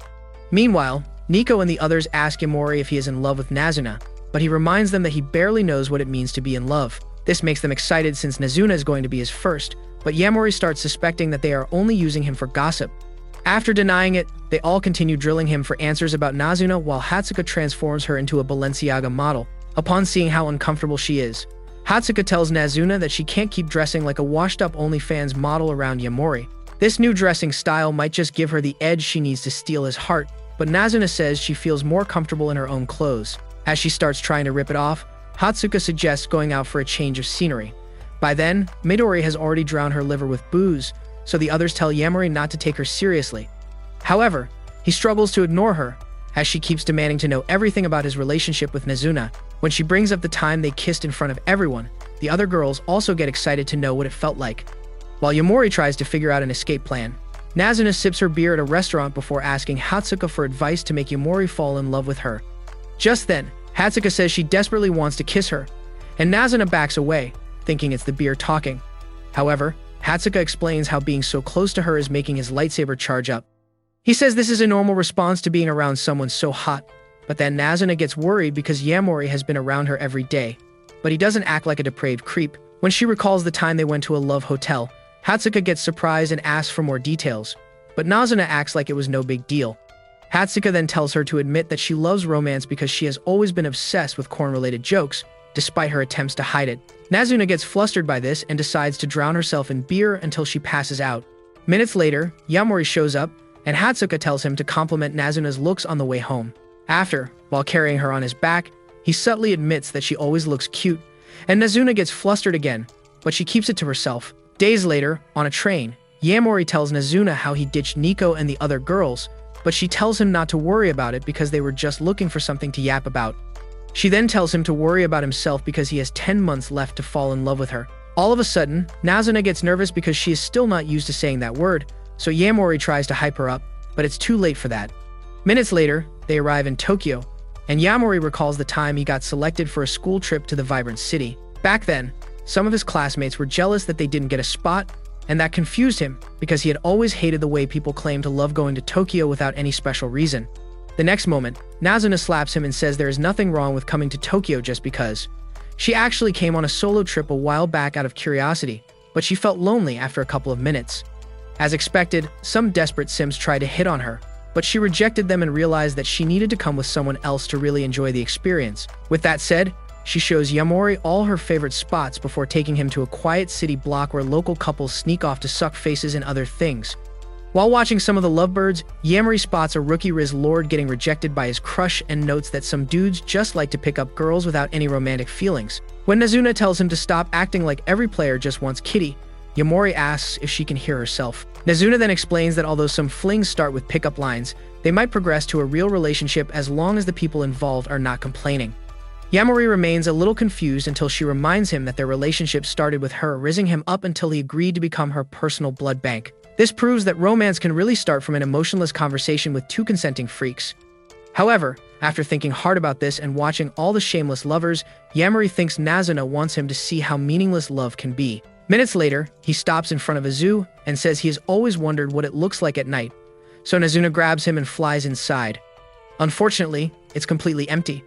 So they take a walk around before Nazuna asks Yamori if he would rather stay in his hometown or move somewhere else. After giving it some thought, he chooses his hometown because it is where he met her, and being there makes him feel close to her. This makes Nazuna's heart glitch, so she also admits that she only enjoyed the night because he came with her. She then hugs him for a quick drink before they head home. The following night, Mahiru shows up at the usual restaurant to meet Kikuchi, who then notices his bad mood. He only mentions fighting with a good friend, so she asks how it all happened, and Mahiru explains how said buddy is willingly putting himself in harm's way. Curious, Kikuchi asks if he punched the friend, but Mahiru says they threw punches with their words. He further says that he could never hate said friend because he has always been an influential dude who puts a lot of effort into his decisions. At this, Kikuchi offers to help him make up with his friend right now. Meanwhile, Yamori is at the park with Akira, who then asks how he could easily continue playing around with Nazuna after she almost got sucked dry by the vampire at school. Yamori panics, but she tells him not to worry about it because she is just worried about him, to make sure he doesn't end up like the school vampire. She offers to let him drink her blood after Nazuna turns him. After Yamori tells her not to fall for him, Mahiru shows up and asks Yamori if transforming will change who he is as a person. Yamori says it won't change anything about their relationship, so Mahiru offers to give his blood so he doesn't go hungry after transforming. Just then, Kikuchi walks out of the shadows to meet this special friend Mahiru has been yapping about. Mahiru panics and asks why she didn't wait as they discussed, but she tells him not to worry and offers Yamori a handshake. The moment Yamori shakes her hand, he sees her true nature and drops his phone before saying he needs to meet someone.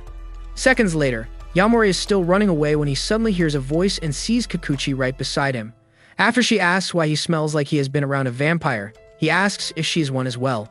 He then says he wants to get turned, but because he knows that vampires usually deceive gullible humans to make offspring, he says he can't accept that from Mahiru. The next moment, Kikuchi begs him not to tell Mahiru, which surprises Yamori since he thought she would try to unalive him.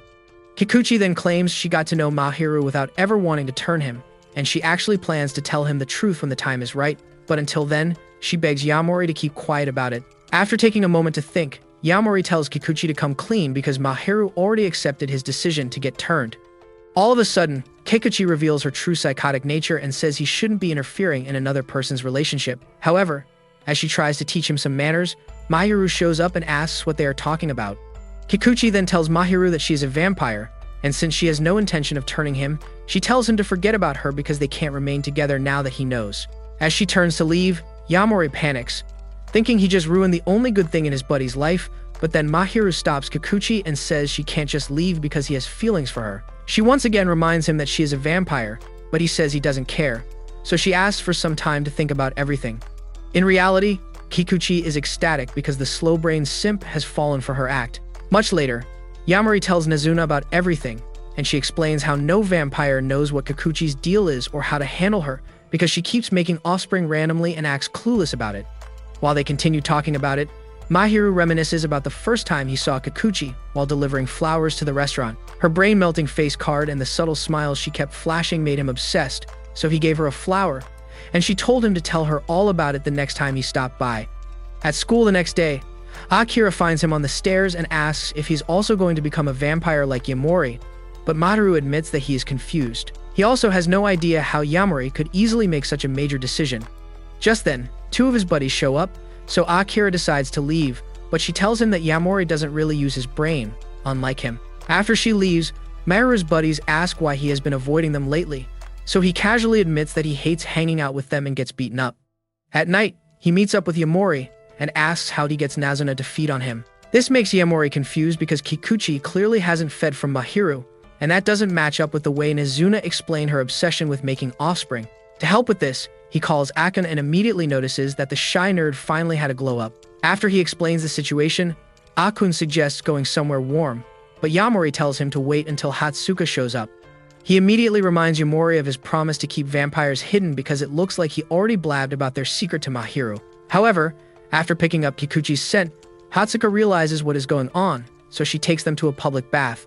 When they ask why, he says it's the perfect place to relax before taking off his clothes and running inside, with his magnum swinging in the wind. Minutes later, Yamori joins Hatsuka and tells him all about Mahiru's situation.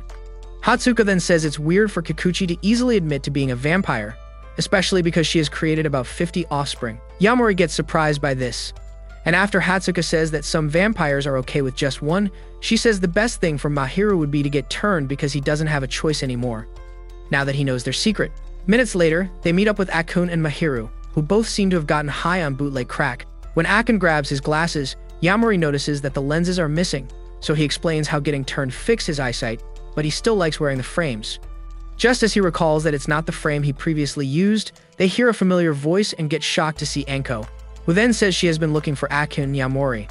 Minutes later, Hatsuka confirms that Anko is the vampire-slaying detective and asks what she wants, but Anko tells her not to worry because she only came to unalive Akun and ask Mahiru some questions. Akun takes this as a delusion. But just as Yamori tells him to run, Anko speeds right to his face and switches his current frames to his original glasses. This suddenly weakens Akun, so Anko starts stabbing his guts with a dagger and stops both Mahiru and Yamori from interfering. She then demands to know who turned Akun before suddenly dodging an attack from Seri. After also seeing Hatsuka's attack, Anko tries to stab her as well, but the blade passes right through Hatsuka's palm. She then tells Anko to drop this obsession with smoking vampires because it's becoming a nuisance for them. Anko quickly realizes that she is outnumbered, so she admits defeat, while Hatsuka tells Seri to take the glasses away from Akun to help him feel better. When Anko asks how she knew, Hatsuka says she had always suspected that an item from a vampire's human past could be used to make them powerless. As Yamori recalls how Anko used the same technique to defeat the school vampire, Hatsuka tells her to stop snooping for stuff that's none of her business. Anko then asks why they haven't unalived her yet, so Hatsuka explains that they don't enjoy unaliving people, unlike her. However, she tells Anko to stop attacking vampires, or the next time will be her last. Before leaving, Anko asks Yamori about Nazuna and also asks Mahiru about Kiku, but she stops herself from saying too much because Kiku is at the top of her hit list. Minutes later, Akun thanks Yamori for giving up his blood, and Seri gets worried that Nazuna will get upset since vampires don't share their food. Yamori then tells them not to worry about it, but as Seri predicted, Nazuna gets pissed when she hears about it. Luckily, she decides to let it slide, so Seri suggests focusing on the danger Anko poses to them. After she asks Nazuna if she recalls anything about her human life, Hatsuka says that vampires instinctively forget about their human life because their weakness is connected to it. This is what Anko is exploiting to defeat them, so they all have to figure out what those weaknesses might be and get rid of them before Anko discovers them. After the others claim to have a good idea of what those weaknesses might be, Nazuna says she has absolutely no memory of her human life. Minutes later, they all decide to head home, and while Nazuna chats with Akun, Hatsuka tells Seri to get rid of Akun's glasses. As soon as they all leave, Yamori musters the courage to ask Nazuna about her first love, since that was how she got turned, but Nazuna gets embarrassed and says she can't remember anything about that life. Yamori then takes a moment to think before saying that they need to find her weakness because he doesn't want her to get murked by the wannabe detective.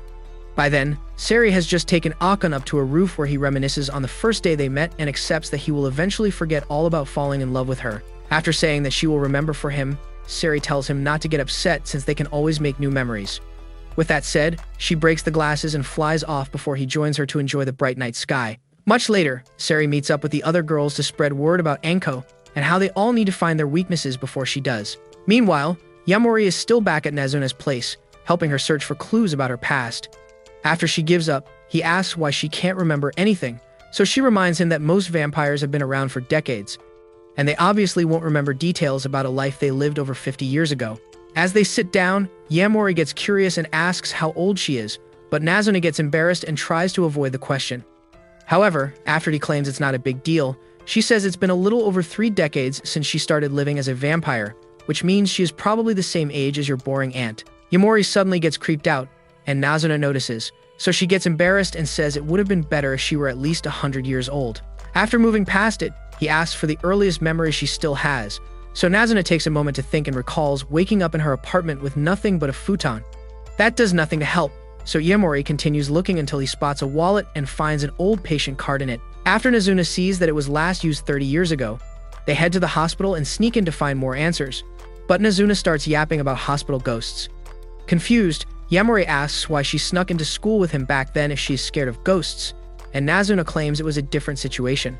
As he keeps going deeper, she continues yapping about ghosts until they hear footsteps. Nazuna immediately hops on Yamori's back, but he decides to trace the source of the footsteps instead of running home. Minutes later, they find an open office and piss themselves when the door swings open, but it's just Kabura. With the usual cold expression, she asks what they want, but Nazuna can't understand why she is dressed like a nurse who rides glizzies on the side. After Kabura says she's actually a registered nurse working for the hospital, Nazuna shows her the card, but claims to have no idea who it belongs to since there is no name on it.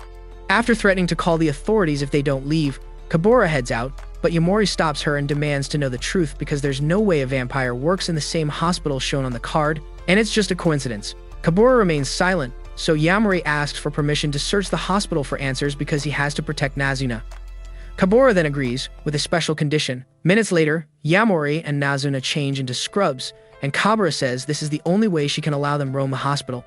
She also tells them to stay away from a certain room, claiming that it has been locked away ever since people started talking about seeing a ghost outside the door. After agreeing to her term, Yamori heads straight to the room she just warned them about, and Nazuna freaks out, saying the ghost story must be real, but Yamori tells her to use her brain cells for once because there is obviously something Kabura is keeping from them.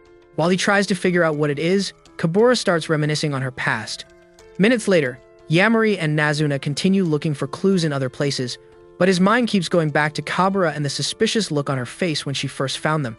He then looks up the ghost story online, and Nazuna gets scared when she sees that it is actually true, but Yamori tells her to take a closer look because the ghost was definitely Kabura using her vampire powers. This makes him head back to the room, but when Nazuna says they can actually sneak in without Kabura knowing, Yamori decides to be a good guy for once. As they head back, Nazuna mentions something about Kabura always acting the way she does, but this makes Yamori curious, so he asks how she knows that Kabura has always been this way. Nazuna then says the thought just popped into her head like an old memory, and that reminds Yamori of the night Kabura swooped him up and kept asking about Nazuna like she was concerned. All of a sudden, his dingleberries start to tingle, so he decides to go use the men's room. Nazuna then asks if she can watch him, but he refuses and leaves her outside the bathroom. However, as soon as he finishes, Kabura shows up and kidnaps him. Minutes later, Nazuna enters the bathroom and realizes what just happened, but before she can process it, her paranoia kicks in. As she tries to run from her imaginary fears, she trips and falls into the sealed room and is surprised because it's just an empty patient room. However, that all changes when she spots a photo where she was Kabura's nurse. Meanwhile, in Kabura's office, she has just told Yamori about her obsession with taking people's things, which is exactly what she wants to do with him. After he refuses and says his glizzy belongs to Nazuna, Kabura asks how she has been and notes that Nazuna never really talks about herself. This makes Yamori's brain go into overdrive, and after piecing it all together, he asks Kabura if she turned Nazuna into a vampire. Kabura tells him to pump the brakes because now he is just talking nonsense, but then Nazuna walks in with the picture and says Kabura is actually her offspring. Kabura also says Nazuna is wrong because she is not an offspring, but since they have come this close, she decides to tell them the whole truth. Moments later, they return to the room, and after saying that a vampire can understand a person's feelings from drinking their blood, Kabura tosses a transfusion bag filled with blood from when she was a human. After taking a drop, Nazuna flashes back to the day she walked into the room and saw Kabura cleaning up her nosebleeds. Kabura said she had already gotten used to it and didn't want to trouble them, but Nazuna reminded her that it was her job as a nurse. She then offered to peel an apple for her and asked if she was still going on the girls' trip with her friends. Kabura explained that they had already gone without her because she was always falling sick. It wasn't a problem, though, since they had already promised to take her along for the next one. Days later, Kabura called her friends to tell them that she was finally getting discharged. After Nazuna saw her, they went back to the room to talk about how fun it would be. Kabura then admitted that she would miss Nazuna, but she acted oblivious to Kabura's red cheeks and kept feeding her apples. A couple more days passed, and Kabura finally got to meet up with her girls, but they also called two guys who were apparently new friends from college. Kabura quickly became the awkward background character as they all left her out of the conversation. Even at the restaurant, they acted like she was invisible until one of the guys admitted that she was pretty hot, As the girls immediately started joking about it, she got nervous and decided to use the restroom. While heading back to the table, she overheard the girls talking about how they always had to put up with her constant trips to the hospital. As they all started laughing at how Kabura always looked sick, she panicked and fell unconscious. By the next day, she was back in the hospital, and after hearing about everything, Nazuna lost it and said her friends were the worst. When Kabura started making excuses for them, Nazuna said she had horrible taste in friends and suddenly hugged her before, saying that she needed to decide who exactly she wanted to be, instead of accepting the bare minimum just to fit in. Later on, Nazuna returned to clean her melons, and when Kabura complained about struggling to decide what she really wanted, Nazuna told her to just try being a little more honest. Days later, one of her girls showed up to apologize for what happened, but Kabura claimed she was already over it. However, when said friends started making new plans that would obviously make her health worse, Kabura stopped pretending for the first time ever and said she didn't want to hang out with them anymore.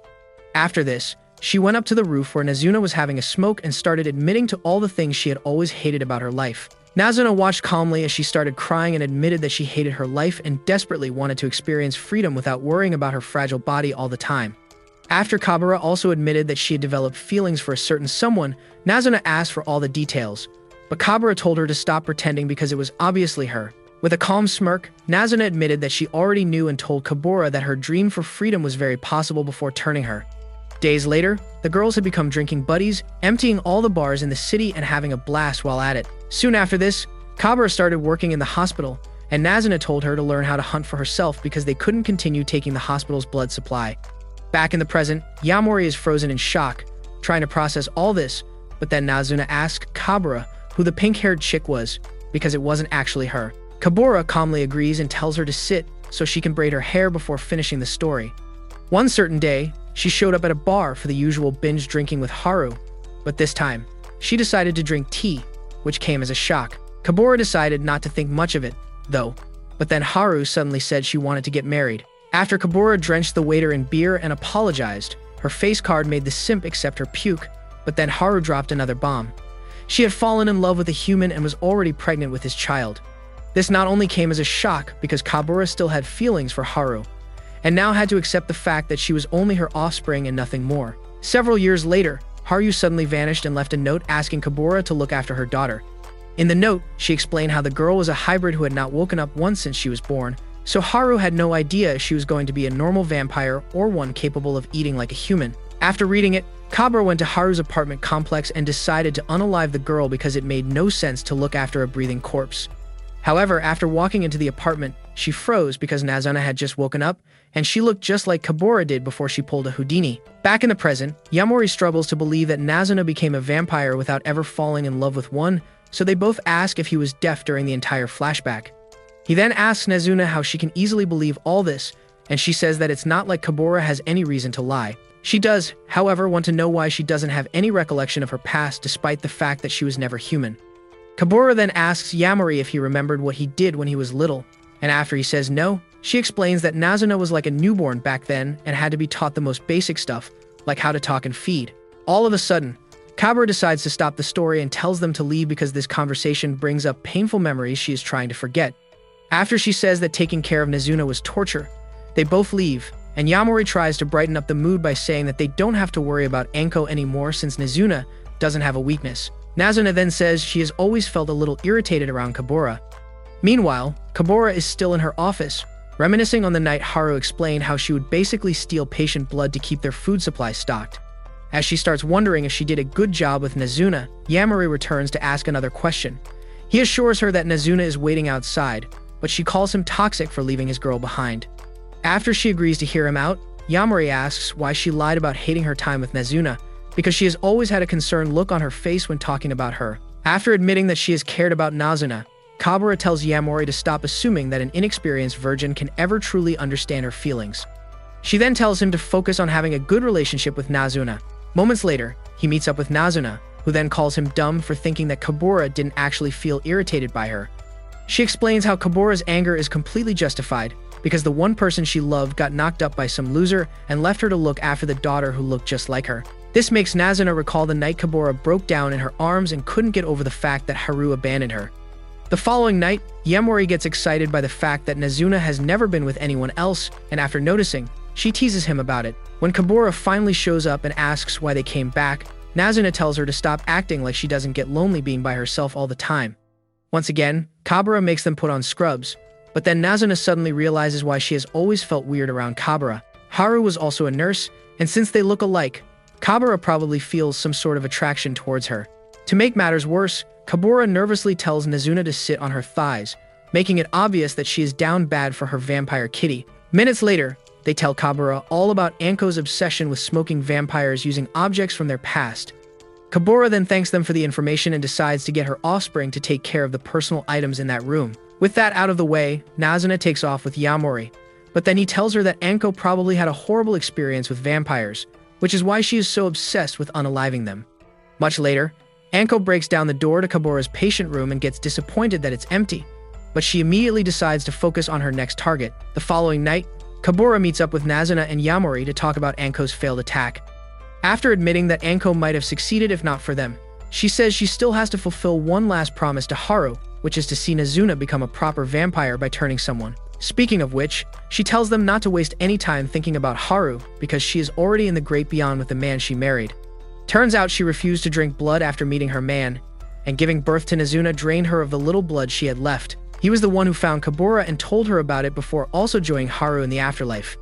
After Kabura wishes them luck and takes off, Yamori tries to talk about it, but Nazuna tells him to drop it because there is no point brooding over people she never got to meet. Instead, she takes him to a special spot just outside the city, where she used to visit after she first woke up. She explains how seeing all the bright lights in the city made her feel better because she was watching so many people go about their individual lives. This made it a little easier to accept her own struggles. After taking in the view, she grabs Yamori's hand, and he suggests making even better memories together since they will be spending a lot of time together. A couple of nights later, Midori arrives in Akiba to find her weakness, but she suddenly gets frustrated because Nazuna brought Yamori along, and she won't stop yapping about finding a true otaku. Midori tells her to at least try being a little less embarrassing, but Nazuna takes the weirdness a step further. Midori then says they probably won't find any real otaku since Akiba is now super popular. When she tells them to head back, Nazuna refuses because it's too dangerous to let her search for her weakness alone. Midori then says it won't be a problem because she is already getting help from someone she turned. Minutes later, she takes them to see Love, a plus-sized dweeb and the last true otaku living in Akiba. After he introduces himself to Nazuna and Yamori, she asks Midori why no one else has seen him with her. After Midori tells Nazuna to mind her business, Love tells Nazuna not to blame Midori because no one would want to publicly claim a blubber-brained uggo like him as her offspring. At this, Nazuna calls Midori heartless, but then Midori says it's actually for a completely different reason. She doesn't want everyone to become as obsessed with Love as she is because, in reality, he has perfect skin, perfect hair, and always listens to everything she has to say without arguing or being selfish. She had always been obsessed with otakus and virgins because of how gullible they could be, so she went to an otaku convention years ago. That was when she met Love, and as expected, he immediately fell in love with her. On the same night, she told him about being a vampire, and he immediately asked to be turned so he could be with her forever. Nazuna and Yamori struggle to believe that it went that easily, but then Love says he didn't just fall in love with Midori's perfect features. For the longest time, he felt like an outcast because he never fit in at school or in life in general. She was the first person who made him feel accepted, so it was only natural that he became obsessed. Hearing this makes Yamori realize that this fat geek is actually pretty cool. However, Love finally asks for the reason Midori decided to pay him a visit, so they tell him about Anko. Midori then says Love was the best person to talk to since he spent a lot of time researching about her human past just to collect any personal items she had for his goon sessions. After he promises to take care of it, they ask for items from his human past since he is also a vampire now, but Love refuses to tell them anything because, at this point, Midori is his only weakness. After Midori spends the next couple of minutes interrogating him, Nazuna asks how he got so fat because blood definitely didn't make him this big. Love then admits that he is obsessed with fatty ramen bowls, and this shocks Nazuna because vampires lose all desire for regular food after getting turned. Love then explains how he discovered this addiction shortly after getting turned, and it has basically become a ritual for him. After Midori reminds them that he is hiding his weakness, Nazuna says it has to be connected to her since she is the best part of his entire life. Love's reaction to this completely gives him away, so Yamori takes a moment to think before saying that they just need to list all of Midori's stuff he has to see what he reacts to next. Minutes later, they get tired of listing random stuff, so Midori suggests focusing on something that might be personal to Love. When she asks about the manga he once published, he reacts, which finally gives them the answer they have been searching for. Yamori and Nazuna quickly figure out that he must have made the manga about Midori, and Love admits to it. Back when they just met, he realized that drawing her was the best way to make his own corn collection, so he got to work and made enough copies for his debut as a manga artist. Unfortunately, no one bought a single copy, so he stashed everything away. Years later, he had started losing his human memories, so he read a copy and immediately realized why no one else bought it. Back in the present, they all take the books up to the roof, and while Midori burns them, Nazuna tells Love to cheer up because, despite the corn being horrible, it was a beautiful expression of his love for Midori. The following night, Nazuna takes Yamori to a school and says she might have been a student over a decade ago. After he asks how she can't remember stuff from just 10 years ago, they get into an argument, but Nazuna ends it with a sudden kiss. Yamori then agrees to join her on this journey of self-discovery. However, instead of having the usual empty school building to themselves, they find a class of people taking a night class, and their teacher is Nico. As they both get surprised and keep staring, Nico also locks eyes with them and immediately heads to an empty classroom to ask what they are doing here. After they both tell her about Nazuna's origin story and her new desire for self-discovery, Nico decides to help by letting them join her class. She then tells Nazuna to introduce herself, but she gets nervous and almost tells everyone she is a vampire. After she sits, Yamori introduces himself and wins over the entire class in seconds. Both Nico and Nazuna are surprised by how smart he sounds, and as soon as Nico gives everyone a chance for a break, they all surround him to ask a bunch of questions. This makes Nazuna jealous, so she leaves right before Yamori notices a quiet girl who has been staring at him this entire time. By then, Nazuna is with Nico, who then asks how her ego could get hurt so easily. After Nazuna says that Yamori shouldn't be getting more attention than a literal vampire, Nico asks if she remembers a girl named Mejiro. Around the same time, Yamori escapes the others in class and walks past an eerie-looking room in the hallway. Once inside, he finds a book and decides to read through it, but then he realizes that it's a diary belonging to this Mejiro chick who seems to have been close to Nazuna. He immediately runs to Nico's office to find Nazuna, but she also just left to find him. He then asks Nico about the diary, and she explains that Mejiro was Nazuna's first friend, not him. Moments later, Yamori finds Nazuna in the hall and asks why she never told him about Mejiro. She then takes him to an old building and says Mejiro used to live with her parents there until they died right in front of her. Years back, Nazuna enrolled in the school, and Nico made her introduce herself as usual, but everyone started laughing, which made her feel like an outcast. Since she couldn't join classes during the day, she decided to find a dark spot where she would wait for night classes. This was how she first discovered the literature room, where Mejiro would frequent for a reading session. Hours later, she woke up to Mejiro trying to steal a kiss and immediately jumped back, but Mejiro told her not to act surprised, as if it were a normal thing. When Nazuna asked if her brain cells were complete, Mejiro said it was the best way to wake her up and insisted that it was no big deal. Nazuna then asked if she was into girls, and Mejiro basically admitted to it before saying that she had missed the start of classes. After Nazuna said she was not interested in classes anymore, Mejiro asked why she made it sound like she had never been to school before, and Nazuna said it was actually her first time. While Mejiro found this funny, Nazuna felt insecure again, but Mejiro noticed and apologized. Ultimately, Nazuna decided to keep hanging out with her, and soon enough, she was also reading detective novels and getting obsessed like Mejiro. When she decided that she wanted to become a detective, Mejiro told her to pump the brakes because detectives in the real world are actually pretty boring and rarely ever get to solve exciting cases. Nazuna's reaction to all this made Mejiro see her as a little immature, but every now and then, she would catch herself staring like a love-struck simp. One day, Nazuna showed up to the room as usual, but this time, Mejiro was verbally assaulting a nerd who thought he would get lucky enough to date her. After he left, Nazuna asked why she was being so mean to the guy, and Mejiro claimed she just didn't like the way guys go for girls they think would be easy. Nazuna then asked for the whole truth because there was something else behind her hatred for men. The next moment, Mejiro explained how much she hated her father for always fighting with her mom and breaking her trust. This was why she spent all her time reading, because it was better than going back home. After making her repeat her traumatic family problems for a second time, Nazuna said she couldn't relate since she didn't have a family to begin with. Shocked, Mejiro asked how she had been living all this time, so Nazuna said she was completely on her own. She then told Mejiro to focus on the bright side because they would have never met if she had a happy home to go back to. The next moment, she suggested investigating Mejiro's dad and said it was the perfect opportunity to make their detective dreams come true. The next day, Mejiro took Nazuna back to her place and made her wear the school's uniform for the first time so she would not attract attention to herself. Nazuna then asked why she was giving disguise advice while dressing like dollar store Sherlock Holmes. Moments later, they started the investigation by hacking into her dad's laptop, but the only thing there was pictures of Mejiro. They then searched his drawer and found a lighter that Mejiro once gifted to his dad. After taking a close look at it and realizing that he had never used it, Mejiro said he probably hated gifts from her, but Nazuna tried to cheer her up by saying he probably quit smoking. Just as Mejiro glanced at the loaded ashtray, they heard someone open the door to the apartment. It was Mejiro's mom, so Nazuna quickly found somewhere to hide while Mejiro acted like she was reading. When her mom heard movement in the room, she panicked, but thankfully, Nazuna found a good place to hide before she entered. Minutes later, Mejiro found her in the cupboard, and after she crawled out, they both started laughing. The next day, they found a cafe across Mejiro's father's office and decided to have a stakeout since snooping around the house didn't work. After giving it some thought, Nazuna asked why cheating was such a bad thing. So Mejiro explained how she loved her family because, while growing up, it was the only place where she felt safe. That was until her dad started acting up and ruined the relationship they all had. The fact that she now had to worry about them getting a divorce and splitting up the family is why she hated cheaters and believed that they deserved whatever punishment they faced. Talking about this made her feel upset, so Nazuna hyped her up and said her dad was to blame for everything.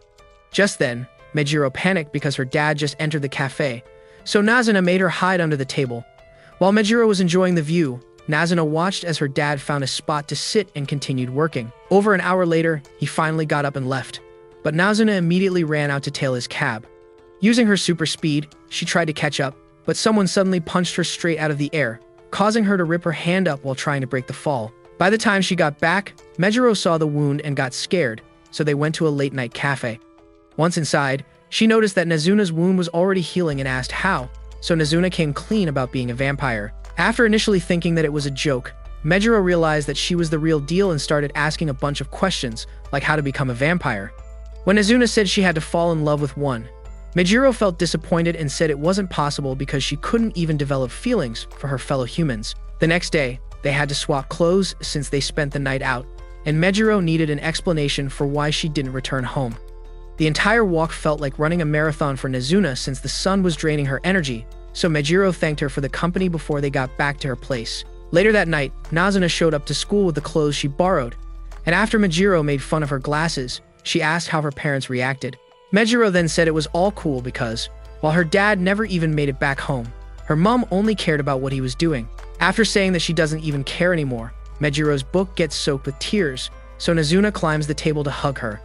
Mejiro immediately fell apart and said she was tired of her depressing life, so Nazuna offered to turn her and promised to stay with her forever. Mejiro initially thought it was a joke, but after seeing how serious Nazuna was, she let her feed. They then went to the restroom, and after taking a look at the bite mark, Mejiro realized that she couldn't see Nazuna's reflection. This made her decision feel a lot more intense than she expected, so they kept talking about what it was like to be a vampire. Minutes later, Nazuna gave her a taste of the real thing by flying her around until her legs started shaking. Once they got to her place, Nazuna asked if she still wanted to become a vampire, and after Mejiro said yes, she promised to come back for her. Mejiro then went inside and saw her mum, who seemed excited for the first time in ages. She said her dad had something important to say, so Mejiro watched in shock as he begged for her forgiveness and admitted that he had a side piece. He swore that he was done with that life and only wanted to fix what they had as a family. After her mum also apologized for neglecting her, Mejiro broke down again. A couple of hours later, they lit up a cake because it was Mejiro's birthday. After blowing out the candles and saying that her only wish was for their family to be happy again, Mejiro asked her dad why he didn't use the lighter she bought him. He then explained how much he treasured it and said he couldn't risk losing it. However, since she brought it up, he decided to use it for the very first time. But when he grabbed it, something flipped in his mind. Mejiro didn't notice this until she placed the lighter back in his hand and got smacked across the room. As her dad started losing his mind, her mum rushed out and started yelling at him for cutting her face. Mejiro then watched in horror as he grabbed her mum and drained her until she looked like a petrified corpse.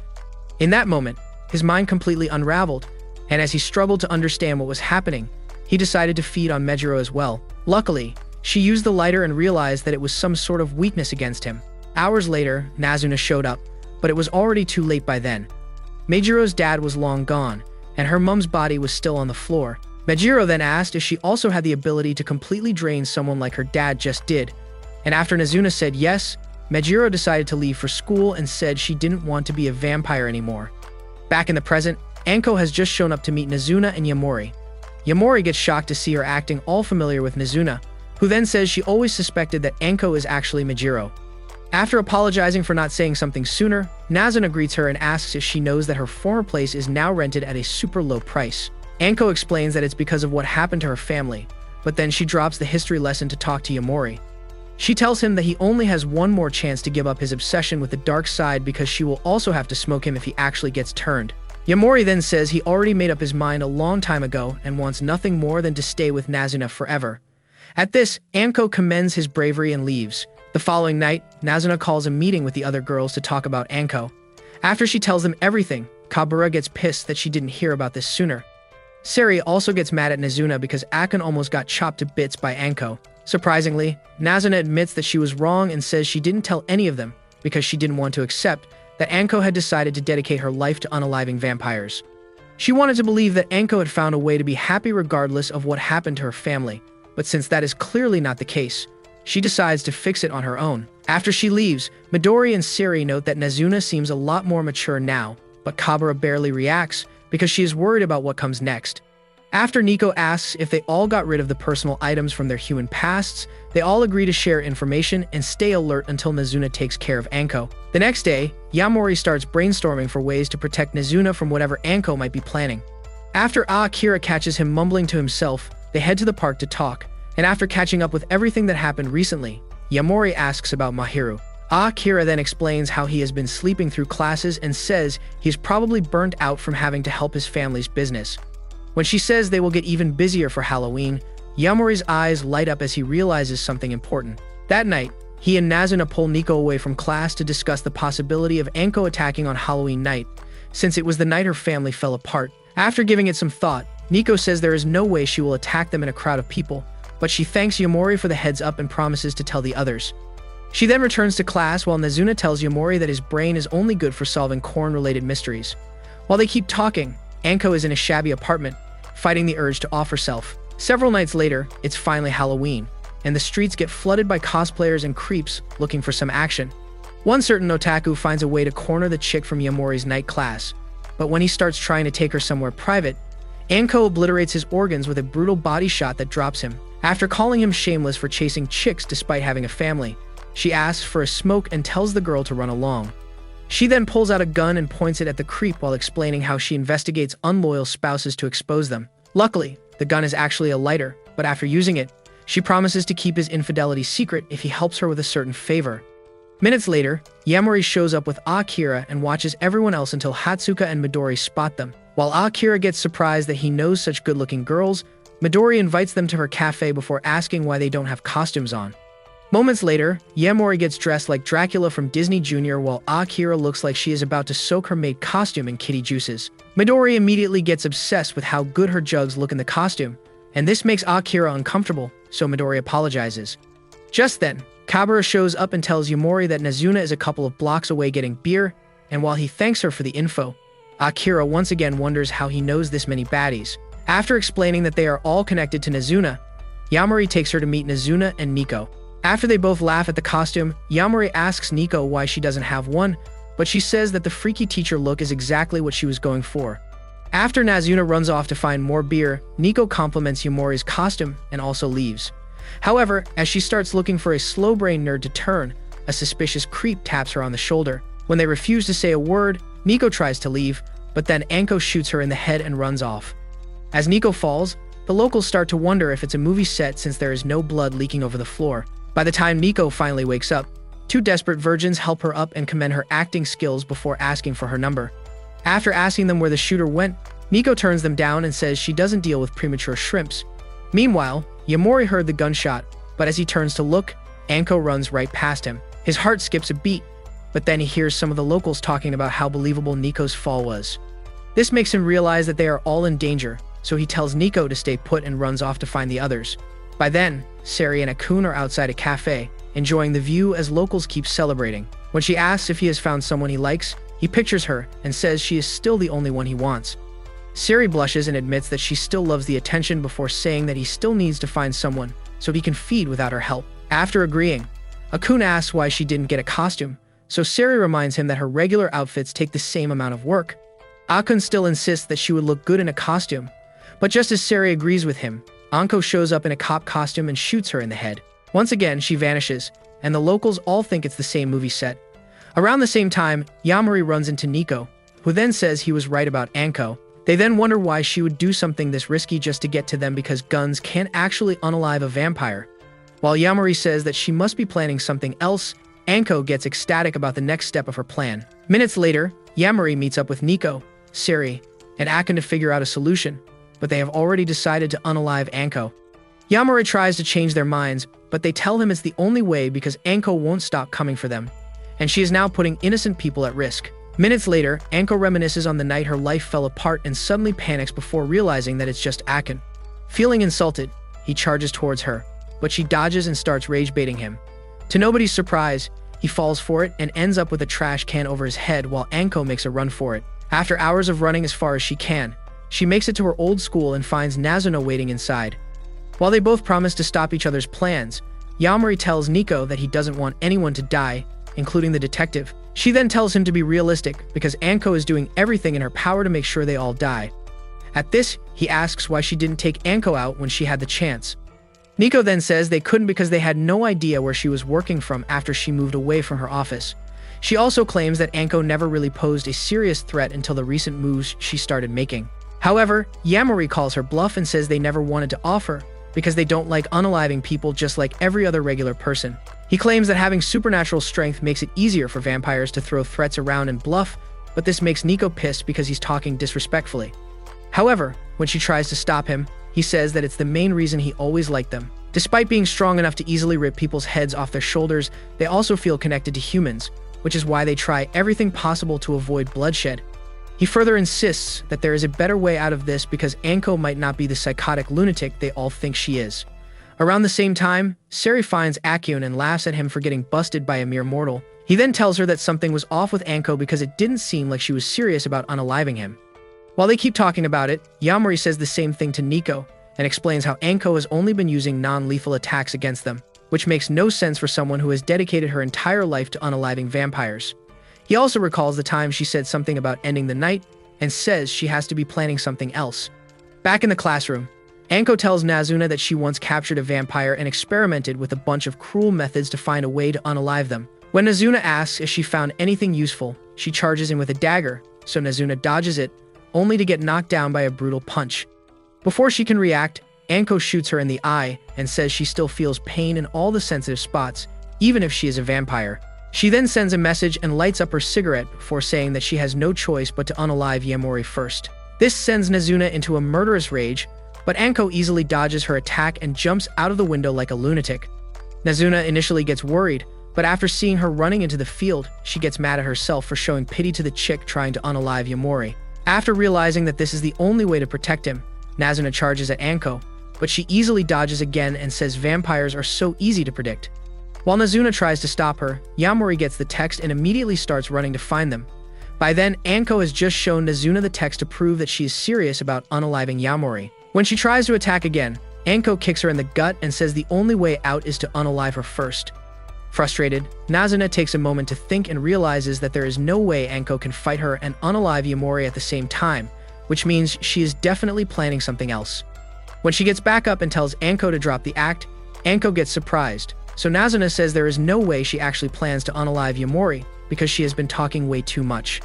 The next moment, Anko kicks sand into her eyes and trips her before holding the cigarette butt next to her second eyeball and saying that she is really willing to do anything to end vampires forever, including unaliving Yamori. Nazuna gets pissed and attacks again, but this time she rips up the swings and starts firing rods at Anko to rip her body to shreds. For once, Anko realizes that she is greatly outmatched, so she makes a run for it and manages to make it into the school hall just in time. Seconds later, Nazuna walks in and gets distracted by the cigarette, but she still blocks Anko's attack and drops her. However, after Anko admits defeat, Nazuna starts crying and says she really doesn't want to unalive her. Just then, Nazuna's watch beeps as Yamori finally shows up. Anko immediately grabs her gun, but Nazuna stops her from shooting and says she will really have to attack if she goes this far. After Anko insists on shooting, Yamori jumps into her and tells Nazuna to stop. Just as he tries to say why, Anko knocks him down and holds the gun to his face, so Nazuna stops and starts begging her. Yamori then tells her to stop because Anko never planned to unalive him. In reality, she wanted Nazuna to unalive her, and the text she sent was actually a goodbye message, which made him realize that she planned to end it all tonight. Nazuna then asks how he knew where they were, but Yamori says he didn't actually know. He just searched all the usual spots until he got here. He further explains that Anko likely did all this because proving that vampires exist would make everyone too scared to come out at night. This was what she meant by ending the night forever. The next moment, Anko agrees that he is right and steps back before explaining how she spent the last decade obsessing over ways to unalive vampires. While she easily managed to end some of them with items from their past, she realized that it wouldn't always work, and there was no way she could end all vampires alone. As a result, she came up with a plan to let her death prove that vampires exist. The fact that she officially went missing 10 years ago, paired with video evidence of Nazuna unaliving her, would make everyone accept the truth. As a result, people would stop coming out at night, and vampires would gradually starve to death over the years. When Yamori asks if she really believed in this plan, Anko admits that it would have probably failed after a couple of years because people would not hide from the night forever. However, it would lead to a period where nights are actually safe, at least for a little while.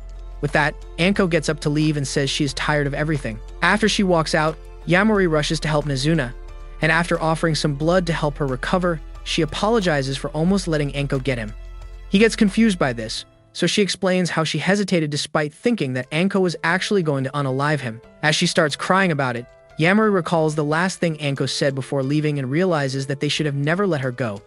By then, Anko has just finished reading her old diary, so she grabs her gun to truly end it all, but Yamori shows up and tries to wrestle the gun away. During the struggle, he manages to point it away from her head, but the gun suddenly goes off, and Anko gets terrified because he is losing a lot of blood. As she tries to help, Nazuna shows up and immediately attacks. Later that night, Yamori wakes up in the hospital, and Kabura walks in before suddenly ripping off his shirt. After seeing the band-aid on his body, he asks what happened, but she tells him to ask the others and heads out. Yamori then falls back and recalls the gunshot before passing out again. Much later, he wakes up and sees Anko, who then apologizes for shooting him. This makes him realize that she actually shot him, but he can't feel the pain. Back then, Nazuna was about ready to rip Anko to shreds until she explained what actually happened and started bawling her eyes out. Thankfully, Nazuna held herself back and decided to take him to Kabura's hospital, but then Yamori suddenly got back up despite all the blood loss. Anko got scared, thinking she was about to relive what happened to her parents, but Yamori expressed relief that she was still alive before falling into Nazuna's arms. After hearing all this, Yamori still struggles to believe that he survived and thinks he already turned, but Anko tells him not to worry because she checked his pulse and he is still very human. She then admits that she has always been terrified of losing her life, even if she did try to take it. Due to her obsession with unaliving vampires, she had always fantasized about what her death would look like, but she could never get to the point where she felt comfortable with it. She also admits that everything she has done over the years was just her way of lashing out because of what happened to her family. After she tells Yamori not to end up like her, he realizes that this is why she sent that text, so he tells her to brighten up because she is still young and might still have a promising future ahead of her. It's also her birthday today, so he wishes her happy birthday, and she recalls the one other person who truly made her feel special. Minutes later, she heads up to the roof to tell Nazuna that he is awake. After she also explains how he cheered her up instead of letting her feel bad about what happened, Nazuna feels relieved. Meanwhile, Nico shows up to talk about Anko, and after hearing all about her grand plan, she says the whole thing was stupid. Yamori agrees and says she was probably using all that violence to deal with her trauma. After telling him to come back to night classes, Nico heads out. Anko also returns to the festival, and after taking a look around, she finds the cheating husband and returns his face mask. She then grabs another cigarette, and when he suggests spending the rest of the night together, she decides to take a drink but promises to tell his wife if he doesn't get it together. Back in the room, Nazuna hugs Yamori and apologizes for putting him in danger, but when she starts crying, Yamori squeezes and almost snaps her spine in half. Naturally, she asks why he would do that, so Yamori tells her not to get upset or worried because she did everything she could to protect him. As he also tries to thank her, she suddenly kisses him. The following night, Kabura takes one look at the spot where he got shot and discharges him, so Nazuna takes him out to celebrate. However, Yamori wants to know how this is even possible because it's not even up to a day since the incident. To help with this, they summon Anko, but when she shows up, they both start second-guessing their decision to ask the greatest vampire hater for help.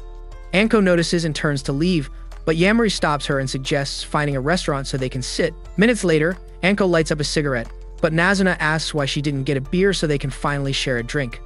After Anko says she is a lightweight drinker, Nazuna emotionally blackmails her until she folds and asks for a beer. As she starts drinking, Yamori and Nazuna realize that Anko wants attention for her new hairstyle, but they worry that mentioning it now would just look awkward. However, Anko keeps showing it off, so Yamori folds and compliments her. After Nazuna cracks his head for it, Nazuna tells Anko to forget about stealing him. Anko then asks why they really called her, so Yamori reminds her of the gunshot and says it's completely healed. This makes Anko realize what is happening, so she tells him not to worry about size if his body is changing. When they ask what on earth she is talking about, Anko says that vampires all have different fang sizes and laughs at them for thinking about something else. She also insists that Yamori is still human because she checked his pulse in the hospital. He is definitely human, but it also makes no sense that he is fully healed, so Anko asks to take a look at the wound. After Yamori pulls his shirt up, she starts caressing his abs until Nazuna tells her to knock it off. After insisting that he is still human, Anko says he likely turned for just a moment back then. Since they were in such a dangerous situation, his fear revealed true feelings for Nazuna, but it was only for a moment since he had still not learned what love truly is. She then asks how far they have gone with their relationship, but the lovebirds realize that the booze has already fried her brain. They then try to avoid the conversation, but Anko gets even louder until they both admit that they have kissed. Just then, Anko tells Nazuna that she never kissed her back then, and after Nazuna says she finally looks like her old self, Anko gets embarrassed and orders more beers. Much later, Yamori carries Anko on his back while Nazuna plays with her glasses. After finally getting back to Nazuna's place, they decide to leave Anko there, but she stops them and says someone has to stay back because she is not in her right mind. Yamori then tries to leave, but she specifically asks for him and tells Nazuna to go get water. Naturally, Nazuna refuses and tries to keep Yamori for herself until Anko flashes grown woman money in her face and asks for one of those special massages. After Nazuna runs off to get the water, Yamori gets shy since he hasn't handled another chick's plots before. Thankfully, Anko just wants to hear a story to stay distracted, so Yamori decides to give her a recap of his life. It all started with his boring everyday life at school, where he was basically an outcast and had no value in how to handle women. That all changed after he met Nazuna and discovered the world of vampires. For the first time, he felt understood and finally started to enjoy being alive. He also got to meet a whole bunch of people and slowly learned that the adults he always felt disconnected from were just older versions of him. This strikes a chord with Anko, so she gets up as he asks if she ever felt that way before. After saying that growing up doesn't mean a person gets wise, Anko explains how her mates progressed in life and became wiser by trying new things and failing multiple times. She then says she has always wanted to experience failure before falling into his chest. Yamori immediately tries to escape, but she reminds him that she paid for a cuddle buddy. Still, Yamori insists that they shouldn't rush into something like that, but then Anko tells him that she can't live a normal life. Since she will no longer be hunting vampires, she has to become a regular girl, and she has never been close to normal, so this new chapter feels even scarier than anything she has ever endured. As she starts bawling her eyes out, Yamori comforts her until she passes out. Much later, Nazuna returns, but he tells her to keep it down before they head out. Yamori then asks if she knows what it feels like to be normal, and Nazuna says he is asking the wrong person because none of them got to this point by being normal. Yamori then says that while they managed to stop Anko from her murder spree, she obviously has a lot of trauma that won't get fixed that easily. When he asks for a way to help her get past it, Nazuna says they can start by letting her sleep while they take a walk to celebrate. Minutes later, they show up at Midori's cafe, and she gets excited, thinking they are there to help. But after getting changed, Nazuna says she only came to get some beer. While she ends up drinking from a random customer's glass, Midori decides to let it slide, but says it would have been better if she had been nicer about it. Yamori then grabs a seat beside Love and asks what it takes to take care of customers the way Midori does. After taking a moment to think, Love says he doesn't have an answer. Thankfully, Midori explains that he just needs to like the people he is dealing with, kind of like the way Nazuna easily mixes with any group whenever she wants to be social. While they all continue talking, Anko wakes up and thinks everything that happened was a dream until she sees the water Nazuna left. Meanwhile, Yamori and Nazuna have just met up with the rest of the gang at the usual spot to celebrate. After Akun commends Yamori for helping them deal with Anko, he claims it was no big deal. The girls then tell Midori to bring Love along for their next meeting because he is the only offspring that they haven't all met. After saying that he probably wouldn't like it, Midori adds that they would all become obsessed after meeting him, and she is not ready to share. Sari then admits that it might happen, since she also tried to take Yamori when he first showed up. Just then, Kabura says she actually had her sights set on him way before they ever did. She claims she knew exactly when Nazuna started hanging out with him, and also knew about the fact that she was drinking blood from random creeps on the street. When Nazuna asks why she is so obsessed with her business, Kabura says she just wants her to act like a proper vampire. Nico then asks if she is just worried because her relationship with Yamori hasn't really made much progress. Pissed, Nazuna tells them to mind their business, but Hatsuka also asks for details about whether she has made any progress. When Seri offers to tell them about her relationship with Akun, they all decline the offer, which makes Seri upset. While Yamori wonders how he even got here, Anko finally wakes up and gets lonely, so she practices her backshot position. Minutes later, Nazuna finds Yamori all by himself, so she asks what's up, and he says he wants to help Anko. Since she started hunting vampires after what happened to her family, he wants to find the vampire that turned her father, so she can get some sort of closure. Nazuna approves of this and decides to head out with him, but the girls start telling them to kiss. When Nazuna calmly tells them to stop teasing her and Yamori all the time, they all go silent and realize that the joke has gone too far. As she turns to leave, Nico calls her and apologizes, but Nazuna says it's not a problem before taking off with him. Nico and the others then discuss how Nazuna seems to have become a lot more mature after spending time with Yamori. While flying, Nazuna tells Yamori that although she likes hanging with the girls, it's not something she wants to do all the time because it usually becomes very boring. After she also admits to feeling happy that he survived with Anko, Yamori also says he is glad that they get to spend more time together. Nazuna suddenly drops him, and after managing to grab him again, she asks why he would say something so corny. Around the same time, Anko steps outside for a smoke, but then she decides to stop giving herself lung cancer. Minutes later, Nazuna lands on a random roof, and when Yamori asks why they are not going home, she hugs him from behind and sinks her teeth in for a drink. Will the lovebirds finally get enough peace and quiet to enjoy their relationship? Comment part 2 to find out. And don't forget to leave a like and turn on post notifications if you want more videos like this.